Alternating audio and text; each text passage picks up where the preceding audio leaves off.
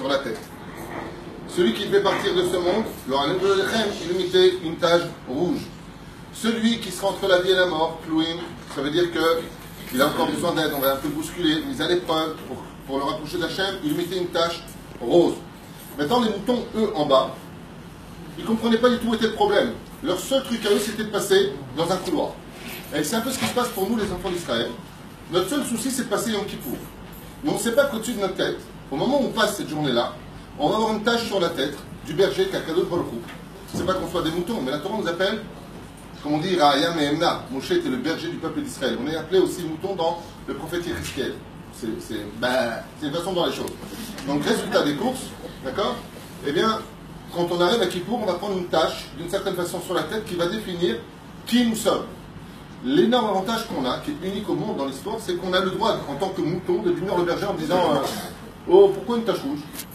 C'est si tu as le bonheur de voir que tu avais une tache rouge, tu peux négocier avec le berger qui te mette une tache blanche. Et cette négociation se passe de Yom Kippourim jusqu'à Hoshana Rabbah. On peut encore tout changer. Le Mad Avardonné, pour ceux qui ont vu mes cours cette semaine, un chèque, il se compose de trois façons, de trois stations différentes. Je remplis le chèque, c'est Rosh Hashanah. Je signe le chèque, Khatima Tova. Le Ma'ar Khatima Tova, c'est Yom Kippur. Je te donne le chèque, c'est Hoshana Rabbah. Tant que le chèque n'est pas dans les mains, même signé, il ne sert à rien. La reine, cette journée de Yom Kippourim demande une énorme concentration, non pas de s'inquiéter des 5 inouïm, des 5 souffrances de Yom Kippourim, qui est essentiellement la rasra des gens. Quand vient Yom Kippour, malheureusement, je dis bien malheureusement avec une pointe d'humour, mais les gens ratent l'essentiel. Pour eux, c'est est-ce que je vais réussir à jeûner ou pas. C'est-à-dire que toute l'angoisse de Kippour, c'est je vais avoir soif. À quelle heure ça sort? Ça devrait être le dernier des derniers de nos soucis. Le dernier, c'est-à-dire, si vraiment il y a un souci qu'on devrait se mettre en tête, c'est est-ce qu'on va réussir ou pas le jeûne. C'est pas du tout l'essentiel. Même si les 5 inouïm sont des oraïta, ce qui compte maintenant, c'est de savoir si dans l'année j'ai une tache rouge, une tache blanche, une tache rose, une tache bleue. Qu'est-ce que Dieu va faire de moi cette année? C'est là, et en cela, que les gens B'Etzem doivent se concentrer. C'est pour ça que le cours d'aujourd'hui, c'est sur l'introspection face à nous-mêmes. Et avec la méthode, franchement, c'est extraordinaire parce que je pourrais parler des heures sur le livre de Yona. Je prends juste une petite keta. Une petite keta. Vous êtes aussi naze que moi en français. Alors, un extrait, exactement. Yona s'appelle Yona Ben. Voilà, chérie, on se casse, ça se part. Yona Ben Amitai. D'accord? Si on était à Saint-Denis, je t'aurais dit Yona Ben sa mère. Mais ici, on dit Yona Ben Amitai. Et pourquoi on l'appelait Yona Ben Amitai? Eh bien, parce que ce personnage-là avait sa vision du judaïsme. Il avait son émet à lui. Et c'est extraordinaire de voir au niveau pédagogique comment ce personnage réagit vis-à-vis d'Hachem. Il y a ce que Dieu veut, et il y a ce que l'homme veut. D'accord? Le jour de Kippour, à la prière de Mincha, nous allons lire la Haftara.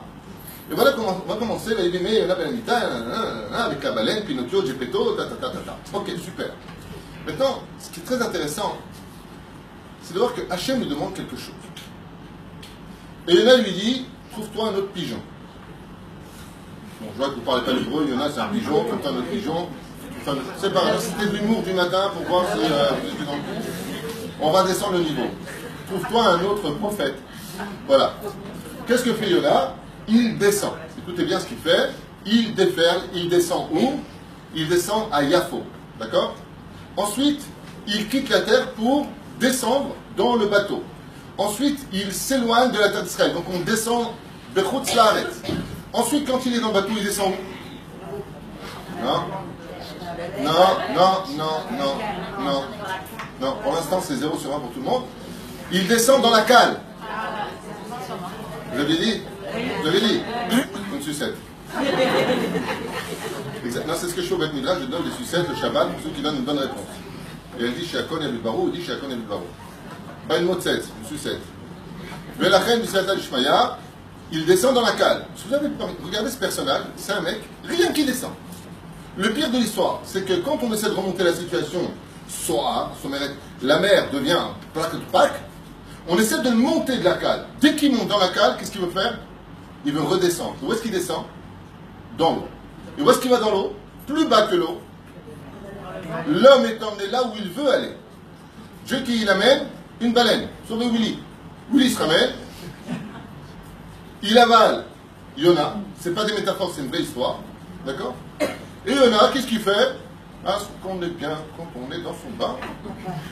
Il est juste au fond de l'eau. Le prophète d'Israël est au plus bas de son histoire. Hachem lui dit, tu veux jouer au malin avec moi, Yona? C'est ça ton truc? Qu'est-ce que fait le poisson? Kaniri, il avait une femme qui s'appelle la poissonne. C'est comme la dame haute. C'est quoi la dame haute? Dame haute, la femme du poisson. Qu'est-ce qu'il fait? Tiens, haute, c'est du poisson en Tunisie, non? Dame haute, tiens. Velachet, qu'est-ce qu'il fait? La ce qu'ils ont fait, big bisou. Il lui passe Yona de sa bouche à sa bouche, ou alors il se fait avaler, on ne sait pas exactement ce qui s'est passé, mais il est passé du dag à la daga. Ça veut dire à la poissonne. Et là-bas, Yona va se retrouver encore plus bas que plus bas que plus bas. C'est entouré de milliards d'œufs, à un tel point qu'il va comparer cette situation au Gehinam. Ça veut dire, alors maintenant, on ne peut pas descendre plus loin que le Gehinam. D'accord? Et là, il va commencer à se mettre à prier à Hachem. Il y a Moussa Eskel que les gens lisent tous les jours, tous les Yom Kippourim après Yona. C'est pourquoi Dieu joue avec lui comme ça? Je sais pas, moi, t'es Dieu, ben, tu le déconnectes de sa façon d'être, et tu lui dis, il a eu pas de truc, tu ne vois que mes droits, tu viens ici, tu viens. Non. Qu'est-ce qu'il fait avec le fou? Il dit à Yona, tu veux jouer avec moi à ce jeu-là? Tu veux faire ce que toi tu veux, tu as ta vérité, moi j'ai ma vérité. Comment on appelle? Torah Emet Natan Lanu. Dieu est Emet. Vatiten Emet Yaakov. Yaakov, Abraham, Yitzhak, Yaakov, tous les grands d'Israël ont fait ce que Dieu demandait. Le seul rebelle qu'on ait trouvé dans l'histoire qui est très spécial, et lui qui puisait, ne donnera pas la Khotemet de Emet chez Dieu. Dans les textes de la Torah à la fin, Yona, il viendra dire Dieu pratique sa justice, mais il ne dira pas le mot Behemet. C'est-à-dire, il reste sur ses positions, mec, c'est un truc de fou. Parce que Yona, c'est une partie de nous, c'est beaucoup plus profond que ça. Ce que je suis en train de vous dire, c'est le côté péjoratif de Yona. Mais ça va beaucoup plus loin que ça. Dans la conduite, ce livre-là est loin d'être un des 24 livres du Tanakh, Stam, à mettre de côté. Le livre de Yona est d'une profondeur extrême, extrême, extrême. Oh, de qui il est le Gilgoul, de Yitro, pourquoi c'est le Gilgoul de Yitro, quel rapport avec toute sa vie? Mais Dieu lui donne un message. Quel est l'animal qui représente le maximum de la vie dans le judaïsme? Bonne réponse. Le poisson, et pourquoi? Il vit dans l'eau. Il vit dans l'eau, c'est sûr. Si tu vois un poisson sur la terre, eh bien, tout simplement parce que Yona a un avis. C'est celui qui cherche à descendre parce qu'il a sa vision des choses. Moi, je fais ce que je veux de ma vie. Moi, je n'ai pas envie de t'écouter, Hachem. Je pense que ce que tu fais, c'est peut-être bien, mais moi, ça ne me correspond pas. Ça ne me convient pas. Tu as ta vérité, j'ai ma vérité. Ben Amitai, je suis le fils de ma vérité. Vous savez? C'est le Minastam. En réalité, il y en a, ça c'est peut-être péjoratif. Il y a de grandes raisons à cela. Il y en a fait partie des grandes tzadikim de l'histoire que Dieu aime le plus de tous les juifs qui ont été créés. Vous ne prenez pas ça tel que je dis maintenant, mais je prends juste cette facette. La reine, bon, de voir qu'Hachem, qu'est-ce qu'il lui donne comme message? Il le met dans des œufs, avec le poisson, lui. Ouais. Eh bien, c'est le symbole de la vie. C'est pour ça que Anti-Ainara qui amène la mort, on présente le poisson qui est le symbole de la vie. Les tzadikim en général se réincarnent en poisson. Pourquoi le poisson? Parce que c'est l'animal qui met le plus au monde de vie. Il met des millions d'œufs au monde, chose qu'aucun mammifère, ni femme, ni personne au monde ne peut faire ce que fait un poisson. Il libère des millions et des millions et des millions d'œufs pour lui dire, mais tu n'as pas compris que la vie, elle est dans ma volonté. Et une fois qu'Yona se retrouve dans cet enfer où il a compris qu'en fin de compte, en voulant descendre constamment selon sa vision des choses, eh bien, il allait atteindre l'enfer. Parce que la vie, dès qu'on s'éloigne de la vérité d'Hachem, même si on a sa propre vérité, même si on a ses raisons, comme Yona. Yona, lui, ce qu'il fait, c'est pour sauver le peuple d'Israël. Il dit, mais comment tu peux me demander d'aller voir des goïms, de leur faire teshuva dans la ville de Ninive? S'ils font teshuva, ça va faire une accusation vis-à-vis du peuple d'Israël. Je préfère mourir, descendre au plus profond du Gehinam, mais pas faire un qui-trouve, pas faire une accusation sur le peuple d'Israël. Ce que je viens de vous dire maintenant, c'est le pshat de Yona. On est encore loin de la vérité sur le domaine Yona, le prophète d'Israël. Très très loin, ça va beaucoup plus loin que ça au niveau idéologique. Velachet, malgré tout, Yona, c'est un personnage qui va selon sa vision des choses. D'accord? Ce personnage-là qu'on lit à Mincha, Mincha veut dire cadeau en hébreu, veut dire aussi sacrifice, c'est le sacrifice de Mincha. On a l'habitude de lire pourquoi? Parce qu'il est à l'équilibre du monde. Yona, c'est le symbole du seul animal qui vit comme les hommes. Il reste en général, je dis bien en général, commencez pas à me raconter, excusez-moi, non. Il reste fidèle, c'est un animal qui se bat pour son bonheur quand il a trouvé sa colombe, le pigeon, ok? en général, reste toute sa vie fidèle. Il ne change jamais, jamais, jamais, jamais de nid, jamais de femme. Il est protecteur, c'est un bon pigeon. Mais la reine,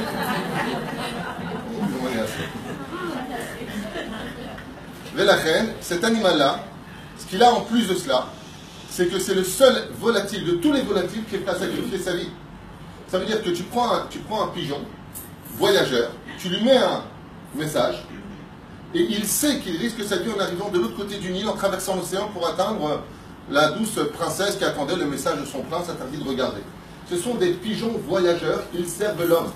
Yona ben Amitai, il dit, moi j'ai ma façon de servir Hachem. C'est-à-dire que je suis religieux, je suis un homme qui a des circonstances atténuantes. Ce que tu me demandes, c'est bien, mais ça ne me correspond pas. Pour cela, il y a le jour de Kippour. C'est-à-dire que Yona correspond dans les 24 livres. Par exemple, si je vous dis le livre de Ruth, ça correspond à la fête de... Wow. Ouais, on savait. On se calme. Si je vous dis le livre de Shirachirim, le Megillat Shirachirim, ça se lit le jour de Pessah. Hein? C'est un minage de le lire vendredi soir, et c'est très bien de le lire vendredi soir à l'épisode. Mais chaque livre correspond à un jour des fêtes juives. Le livre de Yona, c'est le jour de Kippour. Et pourquoi? Parce que Yona est rentré dans le monde de l'introspection des introspections. C'est-à-dire qu'Hachem, si vous regardez bien, comme il a refusé de faire une introspection, Yona, par rapport à sa vérité, il l'a emmené dans un univers où il va être forcé de faire une introspection. Tu ne veux pas comprendre, alors je vais te rentrer d'une boîte dans une boîte. Tu vas descendre à Yafo, tu vas rentrer dans la boîte du bateau, tu vas rentrer dans la boîte de l'ouragan, je sais pas comment on appelle ça, la tempête. Ok? Il descend dans la boîte de la boîte, c'est-à-dire au fond de la cale. Il ne veut pas comprendre, il descend dans la boîte de l'océan. Il ne veut pas comprendre, il descend dans la boîte de la baleine. Il ne veut pas comprendre de la baleine E, ça veut dire féminine. Il ne veut pas comprendre à la fin qu'est-ce qui se passe. Comment il sort de la baleine? C'est horrible comment c'est marqué dans la Torah. La baleine l'a vomi. Ça veut dire qu'il y a des mots qui sont très durs dans ce livre-là, qui nous dit qu'en fin de compte, celui qui veut aller selon sa vision des choses et son judaïsme à lui, finit par lui-même se propre vomir. C'est-à-dire, il y a un truc qui va divorcer entre toi et ton âme. Il y a quelque chose qui ne va pas aller entre toi et ton âme. Et ce qui va se passer, c'est que tôt ou tard, retrouvé au plus fin fond de l'histoire, tu seras obligé de faire en fin de compte ce que te demande Hachem. Donc, qu'est-ce que vient nous enseigner au niveau du Pshat qui t'enlève? Ce que je viens de vous dire comme cours, c'est vraiment pour les petits enfants de 4 ans. C'est loin d'être le livre de Yona à un très haut niveau. Juste à retenir que l'introspection qu'on doit faire de nos vies, c'est de ne pas commettre l'histoire de Yona, qui en fin de compte, est-ce qu'il est parti à Nineveh? Est-ce qu'il a fait faire tchouva à tout le monde? Oui ou non? Ouais. Donc, qu'est-ce que tu as fait, Yona? Tu as perdu du temps. Yom Kippour, c'est le moment où on remonte les montres. Arrêtez de perdre du temps toute l'année. Vous avez votre façon de voir les choses. Dieu dit, j'ai ma façon de voir les choses. Vous avez votre façon de juger les choses. Comme dit le Chachamim, vous avez remarqué, vous allez à un rendez-vous. D'accord? Vous avez un rendez-vous. Vous attendez le rendez-vous. D'accord? La personne tarde. Vous êtes tunisien. De mère marocaine. Bon, allez. C'est déjà en train de bouillir. La personne arrive en retard, une demi-heure de retard. Et toi, tu es comme un fou. Non. Tu n'as pas de circonstances. Par contre, vous êtes en retard. Ah, écoute, il n'y avait pas de taxi, il n'y avait pas de machin, tu n'es pas content, je m'en vais. Attends, je rêve. D'abord, tu t'excuses, tu baisses la tête, mais tu l'as fait pas arrêter pendant 1 heure. Ton mari, ton enfant, ta mère, ta belle-mère. Bon, maintenant, on s'en fout. Il y a quelque chose, il y a un truc qui ne va pas. Ouais. On va tarder pour la belle-mère en espérant qu'elle parte. Mais, ce que je veux dire par là, c'est que, Visata Ishmaïa, la personne, vous avez remarqué que dès qu'elle a un problème, attends, je t'explique. Ne me juge pas si vite. Tu sais pas dire j'ai fauté? Non. Non, écoute, déjà je ne veux pas venir, et en plus ça devient à l'envers. Écoute, regarde à la base rendez-vous, je te rends service de venir. Mettons que tu es en retard. La seule chose que tu as à dire, c'est Maman, je m'écris là pour le temps que je t'ai fait attendre. J'ai des explications, mais j'ai pas d'excuses. Maman, je m'écris là. Ça, c'est être quelqu'un de droit. Mais nous, on ne fait pas ça du tout. Tu te rends compte, je suis en retard, bah, mais j'ai raté le bus, qu'est-ce que je passe? Mon téléphone, j'ai oublié à la maison. Je ne l'ai pas branché, j'ai pas ceci. C'est-à-dire que l'autre, il est comme ça maintenant. Il a attendu, il se la ferme en plus. D'accord? C'est une blague. C'est une blague. Et que nous, quand on arrive à Kippour, c'est exactement pareil. On arrive avec... ça va, elle arrive comme ça à Kippour. J'essaie de faire tes chouvas, je suis toujours pas marié. C'est bien sympa Kippour, mais... voilà, chacun va dire avec... J'ai mes circonstances atténuantes dans ma vie. On est tous des Yona Ben Amitai. On vient avec notre vérité le jour de Kippour, avec nos souffrances, avec des dîmes de Cheshbon en disant, même si je ne fais pas ce qu'il faut, même si je ne suis pas pudique, même si je fais encore du lachonara, même si je ne fais pas ceci, même si je ne fais pas cela, de toute façon, je souffre assez comme ça. C'est ce que dit Yona. Donc vient ce livre de Yona nous mettre une claque dans la tronche et nous dire, arrêtez vos bêtises. Parce que de toute façon, ça se passera comme moi, je le veux. Mais la reine, le sûr que j'avais dit à Florence tout à l'heure, c'est l'introspection. Et cette introspection, je voudrais poser à 4 personnes, c'est quoi une introspection d'après vous? Comment on fait une introspection de sa personne à la veille de Kippour? Comment on doit chercher à se voir? Florence, je commence par toi. Ce serait quoi la première introspection qu'un juif se doit de faire à la veille de Kippour? Très simple, vous ne fatiguez pas au niveau d'esprit. D'abord, réfléchir à ses actes et donc d'aller demander. Voilà, c'est très simple, très bien. C'est important de le dire parce que les gens ne le savent pas. Hier, ma femme et moi, on est partis voir une personne, peu importe où. D'ailleurs, j'ai une grande nouvelle à vous annoncer. Ouais. Attends, je le dis. Je suis grand-père. Attends. Je suis grand-père d'une petite fille magnifique. Mais il y a plus que ça encore. Ma femme est grand-mère. Elle est grand-mère de 2 jours. Horace et Jasper. Pardon. Une petite fille et un garçon. Ils sont nés dans la même... pratiquement non, je parlais de mon côté et de son côté. Voilà. Ce qui fait qu'on s'est retrouvé avec un gars à la maison, on était tranquille, on a un gars. Je veux vraiment faire partager ce bonheur. C'est un très grand bonheur. Baruch Hashem. Voilà. La seule chose qui me fout les boules, c'est que maintenant je dors à côté d'une grand-mère. Alors mon fils me dit, t'es content, t'es papy? Je lui dis, écoute mon fils, on répète encore une fois ça.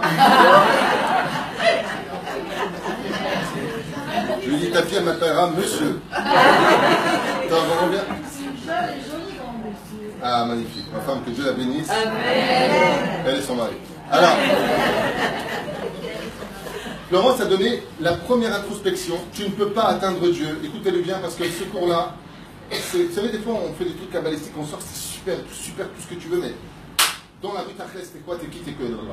Résultat, hier, je partais avec ma femme. On a eu pas un conflit, on a été un petit peu froissés, on a été un petit peu gênés par rapport à une personne. On est partis là-bas ensemble, on lui a dit à la veille de Kippour, c'était hier. Mechila ou Slicha avec Apara. On a fait l'exemple. On a dit voilà. On a la veille de Kippour, peut-être qu'il y a eu un truc, machin. Et la personne nous dit non, c'est moi qui m'excuse. On est parti, Baruch Hashem, je t'avarche mon lahad. Si tu fais pas ça à la veille de Kippour, ton Kippour il est déjà pourri. Première chose, rendez-vous avec vos époux. Bon. Rendez-vous avec tes filles, toi. Voilà. Donc, rendez-vous, fallait pas venir. Et donc, rendez-vous avec la famille. D'abord, les maris. Ensuite, frères et sœurs. D'abord, la Mishpachat Israël. Première introspection. Le but de l'introspection, c'est d'être émet, pas comme Yona, d'être émet comme Dieu il veut. Je vous donne un exemple. Par rapport aux lois juives. Est-ce que Dieu il a raison ou nous on a raison? C'est Dieu qui a raison. Donc dans la Torah il est marqué, tu ne fais pas Shabbat un seul issour, 2 témoins, machin tout chouette, Chayav Mita. Est-ce qu'on est mort? On est vivant. Donc Dieu il a raison, mais qu'est-ce qu'il fait Hachem? Mitgaber, c'est vrai Mitgaber, il surmonte sa justice et il dit personne ne touche à mes enfants. C'est magnifique. D'accord? Pourquoi? Par quelle force? Parce qu'il est capable d'aimer. Quand on peut pardonner, c'est parce qu'on est capable d'aimer. Il y a des gens qui ne le savent pas au niveau psychologique, ils sont devenus des carapacés du cœur. Ils n'ont presque plus de sensibilité. Ils le disent. Espérons que tu crèves, la bouche ouverte, le pied en éventail, le machin, qu'est-ce qu'il y a? On dirait des ennemis. Vous n'êtes pas parti au Kika? Voilà, celle-là, elle va crever. Cette année, elle va crever. Elle m'a fait du mal. Celle-là, pour aller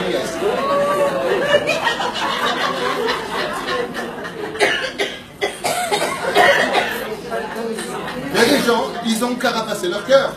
La reine, Kol HaKavod, première introspection. Deuxième. Et si on dit Mechila, mais on ne pense pas? Hein? On dit Mechila parce que c'est la Mechila, mais on ne pense pas. Très bonne question. Si on vient demander Mechila et qu'on ne pense pas, avant d'y aller, il faut le penser. Chez Toko Kebaro. Parce que Tout comme c'est marqué dans les sages disent comme ça, kepanim lamanim, kepanim lamaim, kach lev adam la adam. Tout comme tu te reflètes dans l'eau, tu vois ton visage, le cœur de l'homme se reflète chez l'eau.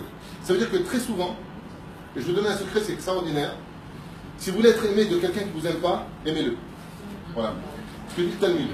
C'est-à-dire que si avant d'y aller, tu te dis, mais mince, j'ai une visa de Vertalera Hakamocha, et que Béhémet, cette personne-là, comme je dis souvent maintenant, des fois, j'arrive au parking, il n'y a pas une chose qui m'énerve plus que les places de parking en Israël, c'est le tikkun. C'est-à-dire, moi, quand je vais au parking, je dépose dos. Pourquoi? Tu as toujours un abruti qui vient prendre ta place. La dernière fois, j'arrive, il y a une voiture devant moi, à la maison chez moi à Florence.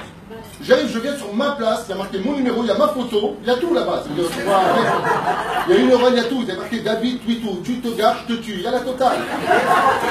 Je viens me garer maintenant, la voiture qui est devant moi, le mec, je connais ni d'Adam ni d'Ève, il m'a pris ma place à moi. Il a pris ma place à moi. Pourtant, je ne suis pas, comme a dit l'autre, après tout, je vois enfin, c'est magnifique, je ne suis pas invisible quand même. Et là, je me suis posé une question. J'ai regardé le mec qui sortait, en plus tranquille, hein, bien. En plus, bien quoi, bien fait et tout. Pas gros, t'as de la peine pour lui, ou la moche, t'as de la peine. Bien. Et j'ai regardé comme ça et j'ai dit, et si c'était mon frère? Qu'est-ce que je lui aurais dit? Garde-toi, je ne t'occupe pas, je vais m'occuper. Je vais faire comme ça. Tachnien Baraya. Il m'a dit, Toda. Un truc de fou. Mais c'est ça être capable d'aimer. Je me suis dit, imagine, on prend ta place et c'est ta sœur. Maintenant, tu ne sais pas que c'est ta sœur. Ouais. Hey! T'es bien à la maison, garde-toi, prends 2 places. Parce que tu aimes. Quand on est capable, Zrat Hashem, de pouvoir pardonner, alors on est capable de surmonter, on devient un petit Dieu. Qu'est-ce qui fait de Dieu Dieu? Vous savez c'est quoi? Qu'est-ce qui fait que Hashem est Hashem? Vous savez c'est quoi? HaMelech HaKadosh, HaMelech HaMishpat. Vous avez bien que le mot Melech intervient 2 fois? Qu'est-ce qui fait que Hashem est un Dieu? Vous savez c'est quoi?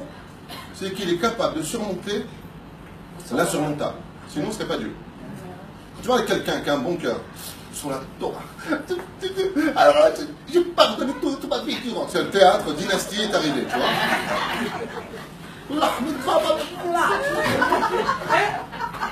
Le mec, la totale, ok? Résultat des courses, eh ben, c'est ça un humain. Un humain, c'est le côté, j'ai des limites.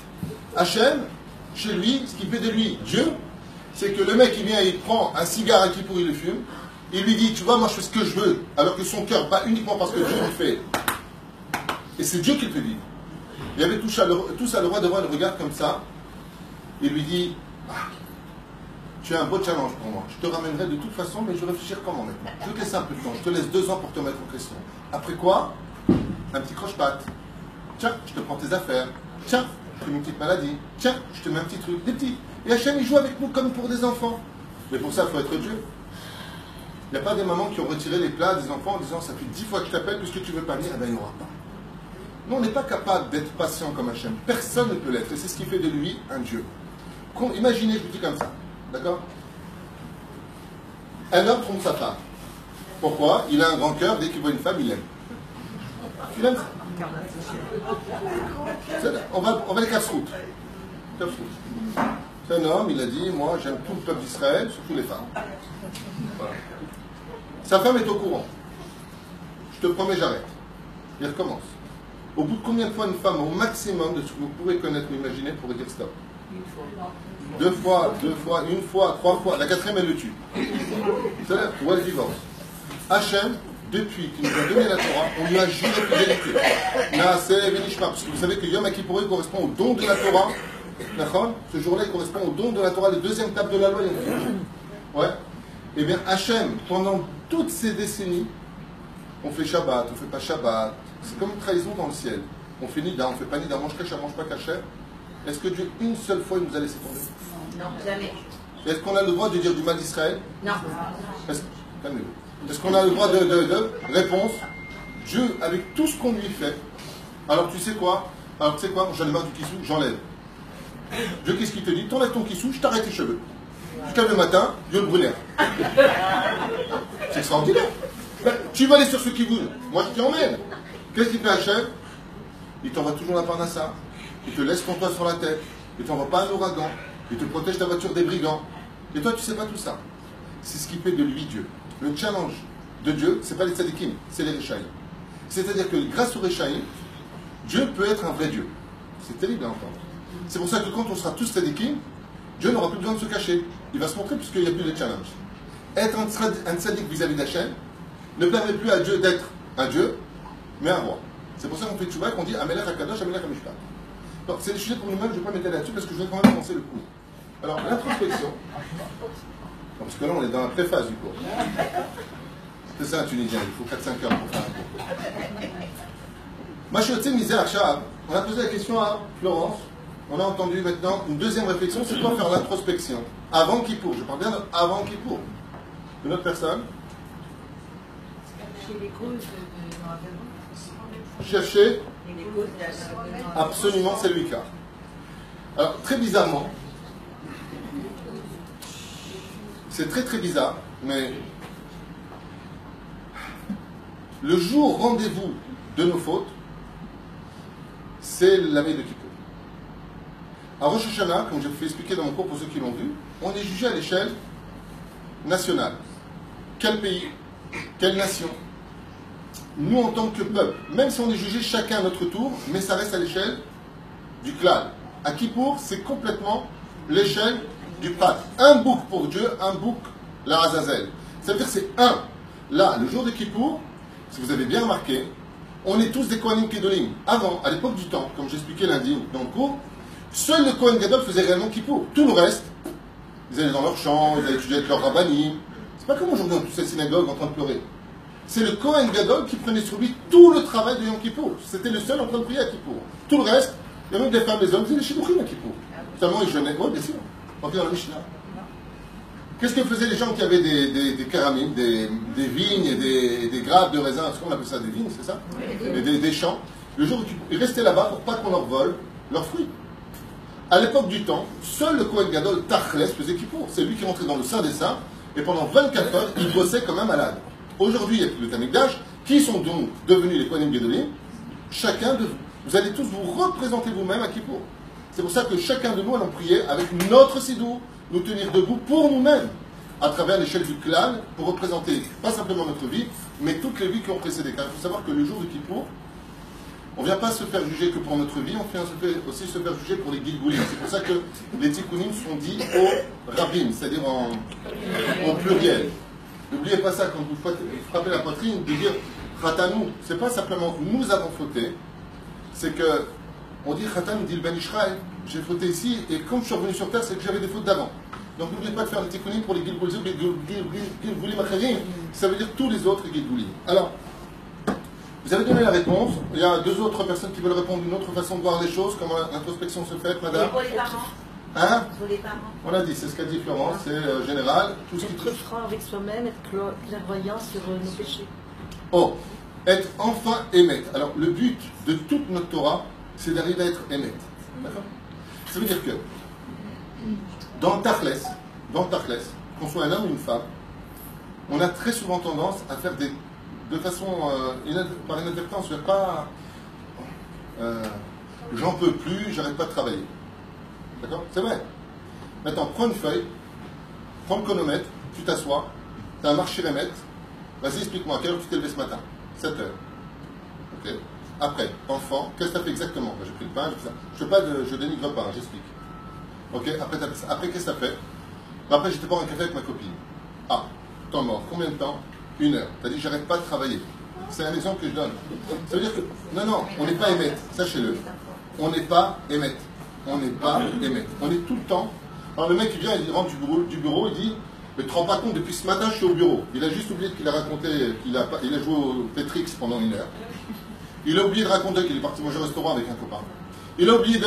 Mais pour lui, comme il a travaillé en tout et pour tout 4 heures, c'est j'ai travaillé toute la journée au bureau. C'est vrai que tu es au bureau, parce que tu as travaillé. On n'est pas émettre.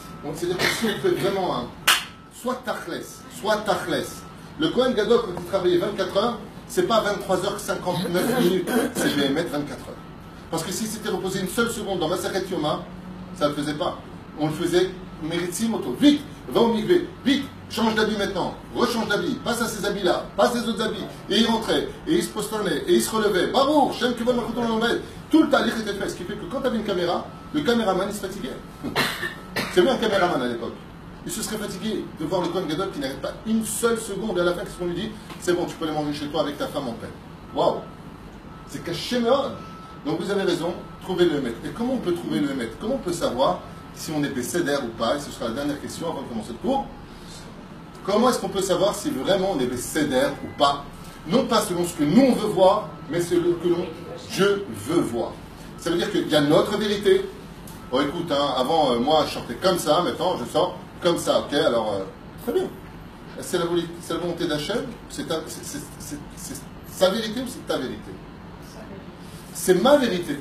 Parce que dans le Shulchan Aruch, tu peux dire autant de fois que tu veux, avant j'étais comme ça, comme ça, comme ça, la Torah te dit après le coup de Habibi, que tu veux ou pas. La halakha, elle n'est pas là pour te plaire, elle est là pour te dire ce que tu dois être, en tant que juif. Ce qui fait que si moi, par exemple, je viens et je dis, tu sais quoi, je prends sur moi les brachot, j'ai fait une bracha. Très bien.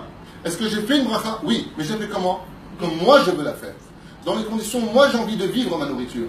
Mais est-ce que je l'ai fait comme toi tu veux le faire? Et m'adressant à des femmes, je pense que vous allez comprendre mieux que les hommes ce que je vais dire maintenant.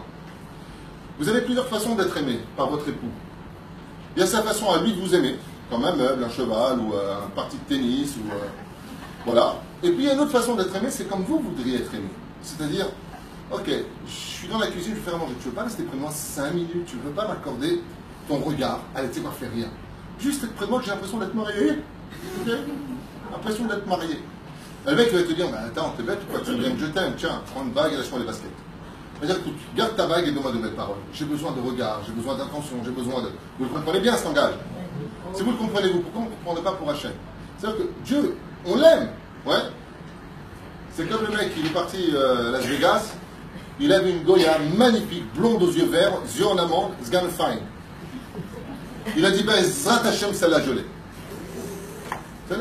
Ou un taxi à Jérusalem, qu'est-ce qu'il a dit? Shabbat Kodesh, je sortais de la maison à l'époque, et le taxi, il dit, ben, Zrat Hachem, je vais faire une bonne journée aujourd'hui. Donc, taxi, Shabbat, ben, Zrat Hachem, et que tu lui parles à ce moment-là, Shabbat, qu'est-ce qu'il te dit? Pourquoi? Parce que tu as un chapeau, tu crois que tu vaux mieux que moi? Moi, j'aime plus Dieu que toi, moi. Sodek, c'est peut-être vrai. C'est vraiment la seule chose qui se passe, la différence entre lui et moi, c'est que moi j'aime Dieu comme lui il veut, que lui il aime Dieu comme lui il veut.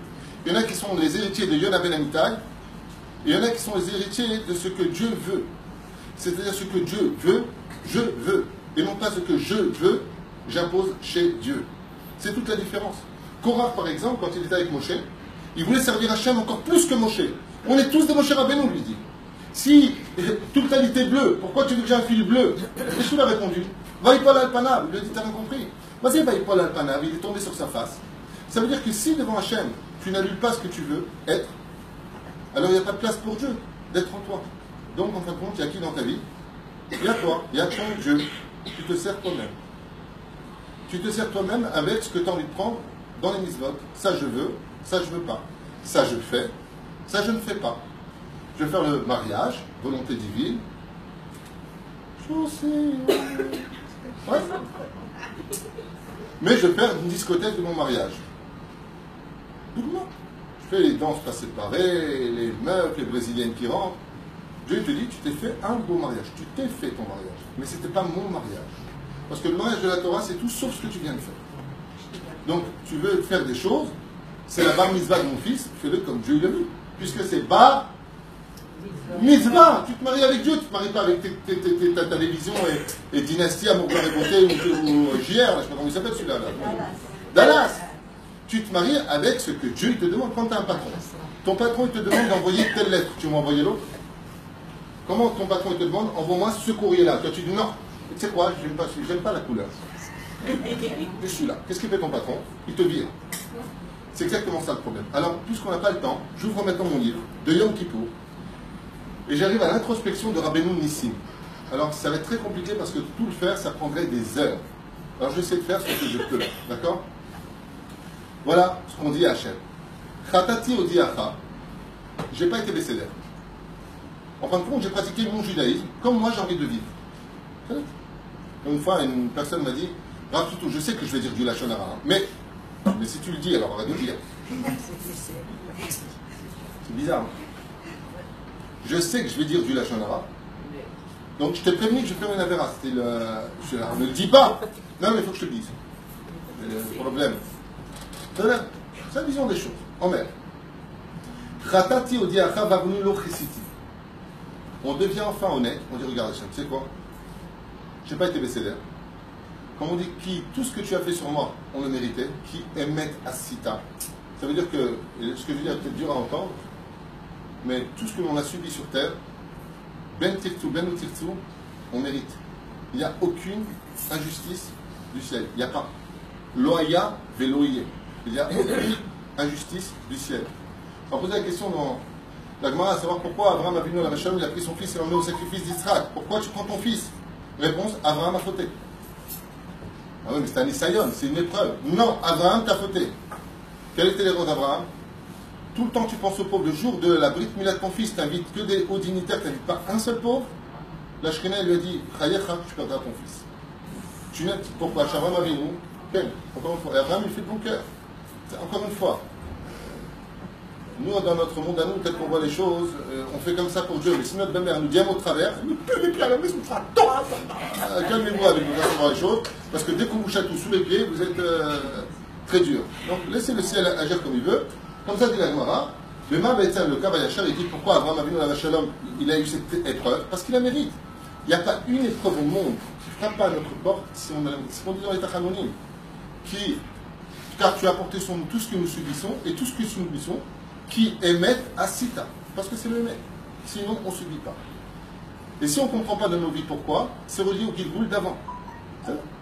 C'est automatiquement relié au Gilgoul d'avant. Il y a une femme qui m'a appelé, non mais je ne vais pas donner des noms, son mari l'a laissé tomber pour une autre femme. Il est parti carrément, avec ses 7 enfants, sa femme, pour une autre femme. La femme me dit au téléphone, je ne comprends pas, où est Hachem? Moi je suis Bessed Gamour, et elle me dit, tu l'écoutes, vraiment c'est une sadéquette Moura.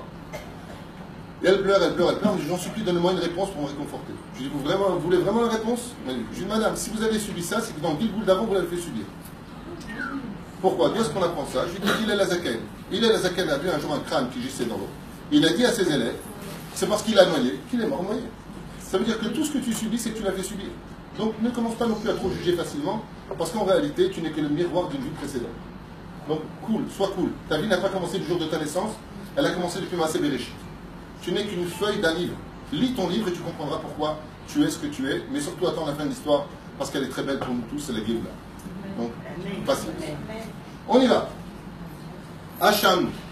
Alors regardez ce que je vous ai dit tout à l'heure. Excusez-moi, donc quand on ne comprend pas ce qui vous arrive aujourd'hui, on dit c'est dans vos vies précédentes. Et on avance comme ça. Ce serait extraordinaire. Je vais te dire une chose. Sarah, ce serait extraordinaire et unique au monde de dire c'est bizarre. Oui, mais dans l'absolu. Just a minute, please, you know. Le mec, il subit un truc, il dit comme ça, non, c'est bizarre, je vois pas ce que j'ai fait de toute ma vie, aucune erreur, j'ai jamais été avec personne, j'ai jamais en aiguille à toute ma vie, j'ai toujours fait les cavanotes des brachot, j'ai jamais manqué de respect à personne, j'ai jamais blessé personne. Non, effectivement, ça doit être lié au Gilgoul. Tu connais beaucoup de gens, toi, qui peuvent se permettre de dire ça? Ouais. Tu connais une personne qui est décédée et que tu dis, est-ce qu'il y a une seule personne avec qui a fait du mal? Ouais. Le Rav Auerbach, quand il est décédé à la Machalam, sa femme, a dit, en ses 62 ans, 63 ans de vie commune, mon mari ne m'a jamais blessé. C'est la femme de Rav Auerbach. C'est pas la femme de n'importe qui. La reine, elle va et je me souhaite, et je te souhaite, et je souhaite à tout le monde ici, de dire, tiens, c'est bizarre, je ne comprends pas. Mais non, comment on va réagir, surtout quand on est une femme? Mais quoi que j'ai fait, je ne méritais pas ça. Coupé, c'est dans la boîte. C'est ta justice, c'est pas la justice de Dieu. Tu connais pas. Tu sais pas. Donc, on va qu'à ça. Première des choses, Hachamnou. Mais c'est Hachamnou. Hachamnou, ça veut dire, nous reconnaissons que nous sommes coupables. Première introspection, c'est la reconnaissance. Première chose à dire dans ce monde, quand tu arrives à Kippour, la première chose c'est Hachamnou, Hachemim. Mazé Hachem en hébreu. Je suis responsable. Pourquoi? Après on va dire, ouais, mais tu sais, l'Yetzirah il est fait de feu, nous on est fait de graisse et d'os, pour les Tunisiens. Et donc, résultat des courses, qu'est-ce qu'on va dire? On va dire Rebbeinu Shel Olam, Mechila ou Slicha V'Kapara, mais tu sais bien que le Yetzer Hara est très très fort. C'est ça, t'as raison.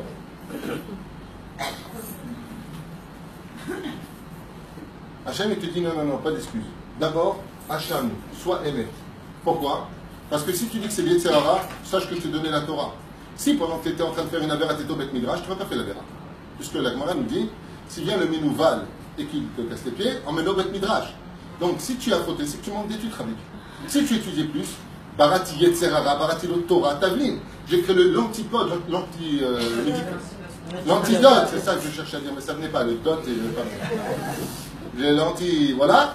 Donc, pour surmonter ça, par exemple, après un cours comme ça, et les cours que vous avez eu grâce à Dieu avant, avec Rav Gobert, le Rabbin Abraham, et certainement d'autres rabbinim que tu fais venir, vous sortez d'ici, comment? Toutes des mamas salées. Toutes mamas salées. Vous sortez dehors, viens, viens, je te bénis, viens, je fais tu vois, viens. Mishevela Hemotenu, il va la la main, parce que ce gars fin, je suis fort, belle-mère, Shabbat Shabbat, c'est là. Extraordinaire. La sorcière bien-aimée qui se ramène. Ouais. Ben la reine. Oh ben, il y a que ça, les gars, en ce moment, avec la belle-mère. Je ne sais pas ce qui se passe en ce moment, mais dès qu'il y en a une qui m'appelle, ma belle-mère me fait de la sorcellerie. C'est toutes les sorcières, en ce moment. Donc. Ça existe pas. Alors, juste pour finir, pour comprendre ce système-là, il va falloir quoi? Que quand on sort d'un cours, on est balèze. 2 jours plus tard, Jeanne et Duane. Le soir, viens, je te fais une... C'est quoi ton nom, toi? Laisse tomber, je suis à la panique. Tout comme une voiture a besoin d'essence pour rouler, le corps humain d'un juif a besoin de beaucoup de Torah pour continuer à être kadosh. Tu quittes les cours, tu t'éloignes, tu restes quelques jours, tu commences à déjà dégonfler. Tout ton enthousiasme, c'est au début comment tu vas à la plage avec une grande robe longue, jet nirasra, tu vois, comme ça, et d'un coup, après le temps, là, tu commences à lever un peu la jupe, style, bon, juste les pieds, tu vois, juste les pieds, et le lendemain, déjà, il n'y a plus de robe. Donc, pourquoi le lendemain, il n'y a plus de robe? Eh bien, parce que Florence n'a pas fait cours ce jour-là. Et donc, ça manque. C'est pas une blague, vous pouvez en rire, mais ça manque. Pourquoi ça manque? Parce qu'on a besoin d'être convaincu, on a besoin d'être constamment. Donc, résultat des courses, aujourd'hui, grâce à Dieu, il y a des livres, il y a Internet, il y a des cours partout, il n'y a pas d'excuses. Là où on peut aller, là où on veut aller, on peut trouver la Torah. La Torah a été traduite dans toutes les langues, ce qui fait qu'aujourd'hui, le Tachles, Hacham, Mamash, on est Hachem. C'est là. Résultat, Achanou Ma'achalat Asurot, nous avons mangé des choses interdites. Pourquoi est-ce qu'on commence par le mot Achanou Ma'achalat Asurot? Parce que celui qui mange des choses interdites, automatiquement, il a pourri la base de son judaïsme. Le judaïsme ne peut pénétrer qu'un cœur qui est équilibré. La nourriture interdite rend le cœur de l'homme metumtam, metamtem du mot tamé, metamé à ta lèvre. La reine, si une personne ne mange pas cachère, toute la Torah chez lui sera une Torah de philosophie. Elle peut aller à un cours. C'est comment? Super, j'adore le rap, super. C'était bien. Bah, tu changes? Non. Pourquoi? Je sais pas. Oh, oui. D'où ça vient? Il s'est passé quelque chose à Rosh Hashanah, à la maison, avec ma femme. Elle est chez moi. C'est passé un truc. Ma femme nous a fait un plat pour une Algérienne. Extraordinaire. Chaval al Azman. Mamash, quand je vous dis Chaval al Azman, it's gonna find. Ma mère elle était jalouse. Un plat, c'était plus Rosh Hashanah, c'était Rosh Hashanah, c'était magnifique. Avec la viande, j'entends Florence, une viande tendre. Je la marche chez mon lad. Et à la fin, il y a un voisin qui vient.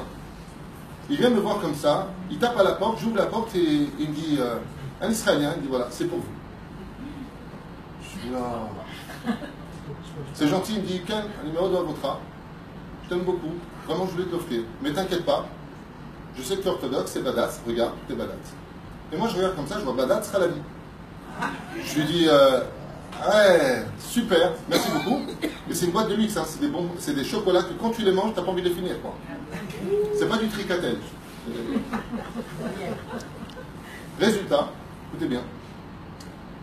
Je lui dis, bougez pas, je cherchais une bouteille de vin. tu m'as fait une surprise, je préfère une. Je te donne une bouteille de vin. Je n'arrivais pas à me débarrasser de 1954. Je lui offre la bouteille de vin, il est parti content, on est tous les deux très heureux. Et voilà que pendant le repas, on a beaucoup de monde à table, et comme on dit, je pose toujours plein de questions sur les faits. Je pose la question aux gens en général, qu'est-ce que tu connais mieux dans la Torah? Il me dit tel livre. Et donc, je pose des questions sur son livre. On fait comme ça une espèce de compétition, toutes les fêtes, tous les Shabbats, c'est ma façon de divulguer la Torah, des questions-réponses, très sympathiques. Et à la fin, ma femme apporte le plateau de gâteau, de petits fours. Et là, je regarde comme ça et je dis, bon, celui-là, vous me laissez, il y a des guilgoulines dedans, je m'en occupe. Ah bah, guilgoulines. Donc, je les mange, et à la fin, le café qui va avec, tranquille. Et je me mets à étudier, c'est mon problème qu'il y a, c'est que j'ai dans la tête les chocolats. Mettons-moi, non, c'est ça le problème, laissez-moi faire. Mettons-moi, je dis, bon, voilà les chocolats. Et qui c'est qui m'amène la boîte de chocolat? Elle, ma femme, m'amène la boîte de chocolat, et elle me dit, je sais que tu les attends, tu veux faire une bracha. Je dis, t'es trop fort, c'est pas bon le chocolat, mais shalom. C'est pour la bracha. Et, tant qu'il y a des dibours, je mets ma main dans la boîte où il y a vraiment des dizaines de chocolats. Je prends le chocolat et je dis, Baruch Ata Hashem Elokeinu Melech Haolam Shakol Nia Bidoro. Tout le monde, Amen!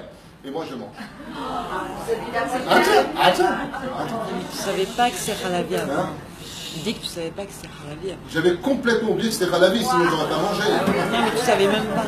Vous comprenez rien, quoi? Je veux dire, halavi, j'ai mangé de la viande. La viande était tendre. On venait sur le film, donc c'est filmé.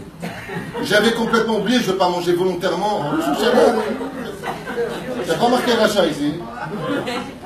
Et maintenant, je mange le chocolat, et en plus de ça, je fais ça. Je déguste, ça veut dire... Je dis, mais qu'est-ce qu'il est bon. Bon, Hachem, j'ai fait ma bracha. Et d'un coup, quand j'abats, je fais ça. Vous savez ce que c'est? Tu es rave, tu es chazan à la synagogue, tu viens de manger une viande, tu es repu, c'est-à-dire que tu es comme ça, et tu as le chocolat, il est coincé là. Et je regarde comme ça, je dis, Valérie, c'est... Non, je l'ai avalé. Oh, dit avant la verre, je suis lourd. Et donc, j'appelle ma femme, je dis, Valérie, les chocolats étaient halavi. Ma femme, oh là là, excuse-moi, qu'est-ce qu'elle fait? Elle prend la boîte, elle dit, je suis désolé, j'avais complètement oublié, tu me l'avais dit, mais j'ai oublié.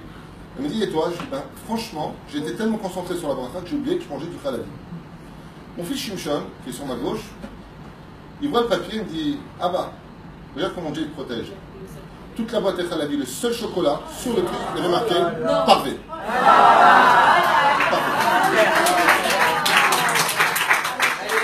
Laissez-moi vous dire pourquoi. Les Rachamim nous disent comme ça. Écoutez bien. Les Rachamim nous racontent une très belle histoire. Il y avait une auberge en Russie qui se trouvait sur le chemin des Russes. En Russie. Le mec, il avait une auberge. Pour les Cosaques, il servait du porc. Et pour les Juifs, il servait de la viande halak. Il y a des Juifs qui rentrent dans l'auberge. Et les taverniers, le mec il vient avec son chapeau à l'époque de tavernier. Et il regarde les deux hommes. Et il leur donne le plat du jour de la viande. Il lui dit, moi, elle est bonne ta viande? Le religieux lui dit, Ken, elle est très très bonne. Il dit, la mienne, elle est bizarre, j'ai jamais mangé une viande pareille. Alors il lui dit, excusez-moi, mais c'est quoi la viande que vous m'avez donnée? Il lui a dit du porc. Il lui a dit, le juif, comment ça vous me donnez du porc? Je comprends pas. Comment c'est ça? Je vois bien que je suis un juif. Lui, je sais pas, moi, lui, je le vois, il fait Netilat Yadayim, il fait Motzelat Minaret. Vous venez vous asseyez, bien char la bière, sans bracha, pour moi, vous êtes un goy. Donc je vous ai donné ce que vous m'avez montré. Les Rachamim nous disent, quand un homme fait très attention de manger strictement cachère, ouais, strictement cachère. Je vous raconte une histoire très brève à Jérusalem, il y a longtemps de ça. J'étais avec un copain à moi de l'Yeshiva de Rachaim. Et lui, ce qu'il avait pris sur lui, c'était de manger strictement cachère, mais strictement cachère. Et quelqu'un avait apporté des gâteaux. Et la gâteau, on l'avait un peu fait, on était comme ça sur le Kika, et il me propose un gâteau, je lui dis non. J'étais en période de régime, il a chamaillé. Et mon copain lui dit oui. Au moment où il vient pour manger le gâteau tombe de ses mains et s'éclate par terre. Qu'est-ce qu'il fait? Il lui dit, attends, apparemment, il apprend avec tes gâteaux, il regarde, Khalav Nochli. Khalav Nochli, ça veut dire quoi? C'est du lait non chameau. Les Sfarad, on n'a pas le droit de manger. D'accord? Les Sfaradim, on ne mange pas du lait non chameau. Khalav Nochli, assour. Non, on n'a pas le droit. Les biscuits et Khalav Nochli, on ne mange pas. Nutella, sur tout ça, on n'a pas le droit. Résultat, Il m'a dit, tu vois, à l'Yeshiva, je fais très attention de faire très attention à ce qui rentre dans ma bouche et ce qui sort de ma bouche. Quand je viens et que je ne vois pas, Dieu il fait en sorte que ça tombe. Ça veut dire que tu es emmené là où tu veux aller. Davarishon, Hachamou. Voilà, je finis avec ces deux petites histoires. Oui. Excusez-moi, votre histoire de tout à l'heure, Les chocolats, j'en ai plus. si effectivement le chocolat avait été ralenti, alors que vous allez manger la Qu'est-ce qui se passe? Alors, très très bonne question. Pour cela, madame, il faut savoir et comprendre pourquoi. Répète la question. Je vais répéter la question de madame au chapeau et aux lunettes. Madame là-bas, il dit, et si c'était du halavi, qu'est-ce qui se passe? Excellente question. Pour cela, il faut être un génie en Torah. Ça veut dire quoi un génie en Torah? Il faut savoir décoder les avérotes pour comprendre ce que Dieu attend de nous. Par exemple, si le Shabbat, je rentre dans la salle de bain et sans faire exprès, j'allume la lumière. D'accord? Pas comme les Français que j'adore quand ils font le chouva, ils font ah, mince, excuse-moi Hachem. Et ils éteignent. Dieu l'avérote. C'est comme un mec, il est chez moi à la maison. Faiseur Bichouva, j'ai reçu à la maison tranquille et tout ça. Il rentre dans la salle de bain. Et Zabkala, ce jour-là, j'avais pas mis le cache. Il allume. Je dis non, sourd. Il me dit ah, pardon. Il éteint. Je dis non, n'éteins pas. Il me dit ah, pardon, j'allume. À la fin, je lui dis touche plus, va plus aux toilettes. Touche plus, c'est une catastrophe. Résultat, le Hari Akadosh, il dit si tu allumes une lumière le Shabbat, l'allumer la lumière, ça correspond au Issour bonnet de Shabbat, construire pendant Shabbat. D'accord? Ça ne correspond pas à allumer pendant Shabbat, ça veut dire construire. Ça veut dire qu'apparemment, le Shabbat, on vient me faire un signe du ciel que tu fais des Issourim dans la notion de bonnet, construire. Donc, je vais être vigilant dans ces lois-là. Comment je répare ça? Et mettre la mytho, je devrais donc étudier toutes les lois de bonnet dans le chemin pour faire la capara de ma faute. Le shogeg. Selon certaines déotes. Si j'avais mangé réellement du khalavi, à quoi correspond là? Vers quel est le signe dans le sel de khalav et bassa? Tu ne fais pas assez attention à la nida. C'est relié à la nida. Donc, si réellement, on apprend ça tout dans le Gemara de Rabbi Meir à Balanesken, d'un tavernier, ça se dit, ouais, qui leur a donné tout de suite après de la viande, du lait. Il leur a dit qu'il Shamaïm, tu ne respectes pas la nida. Il lui dit comment tu le sais? Il lui a dit tu me donnes du lait après la viande.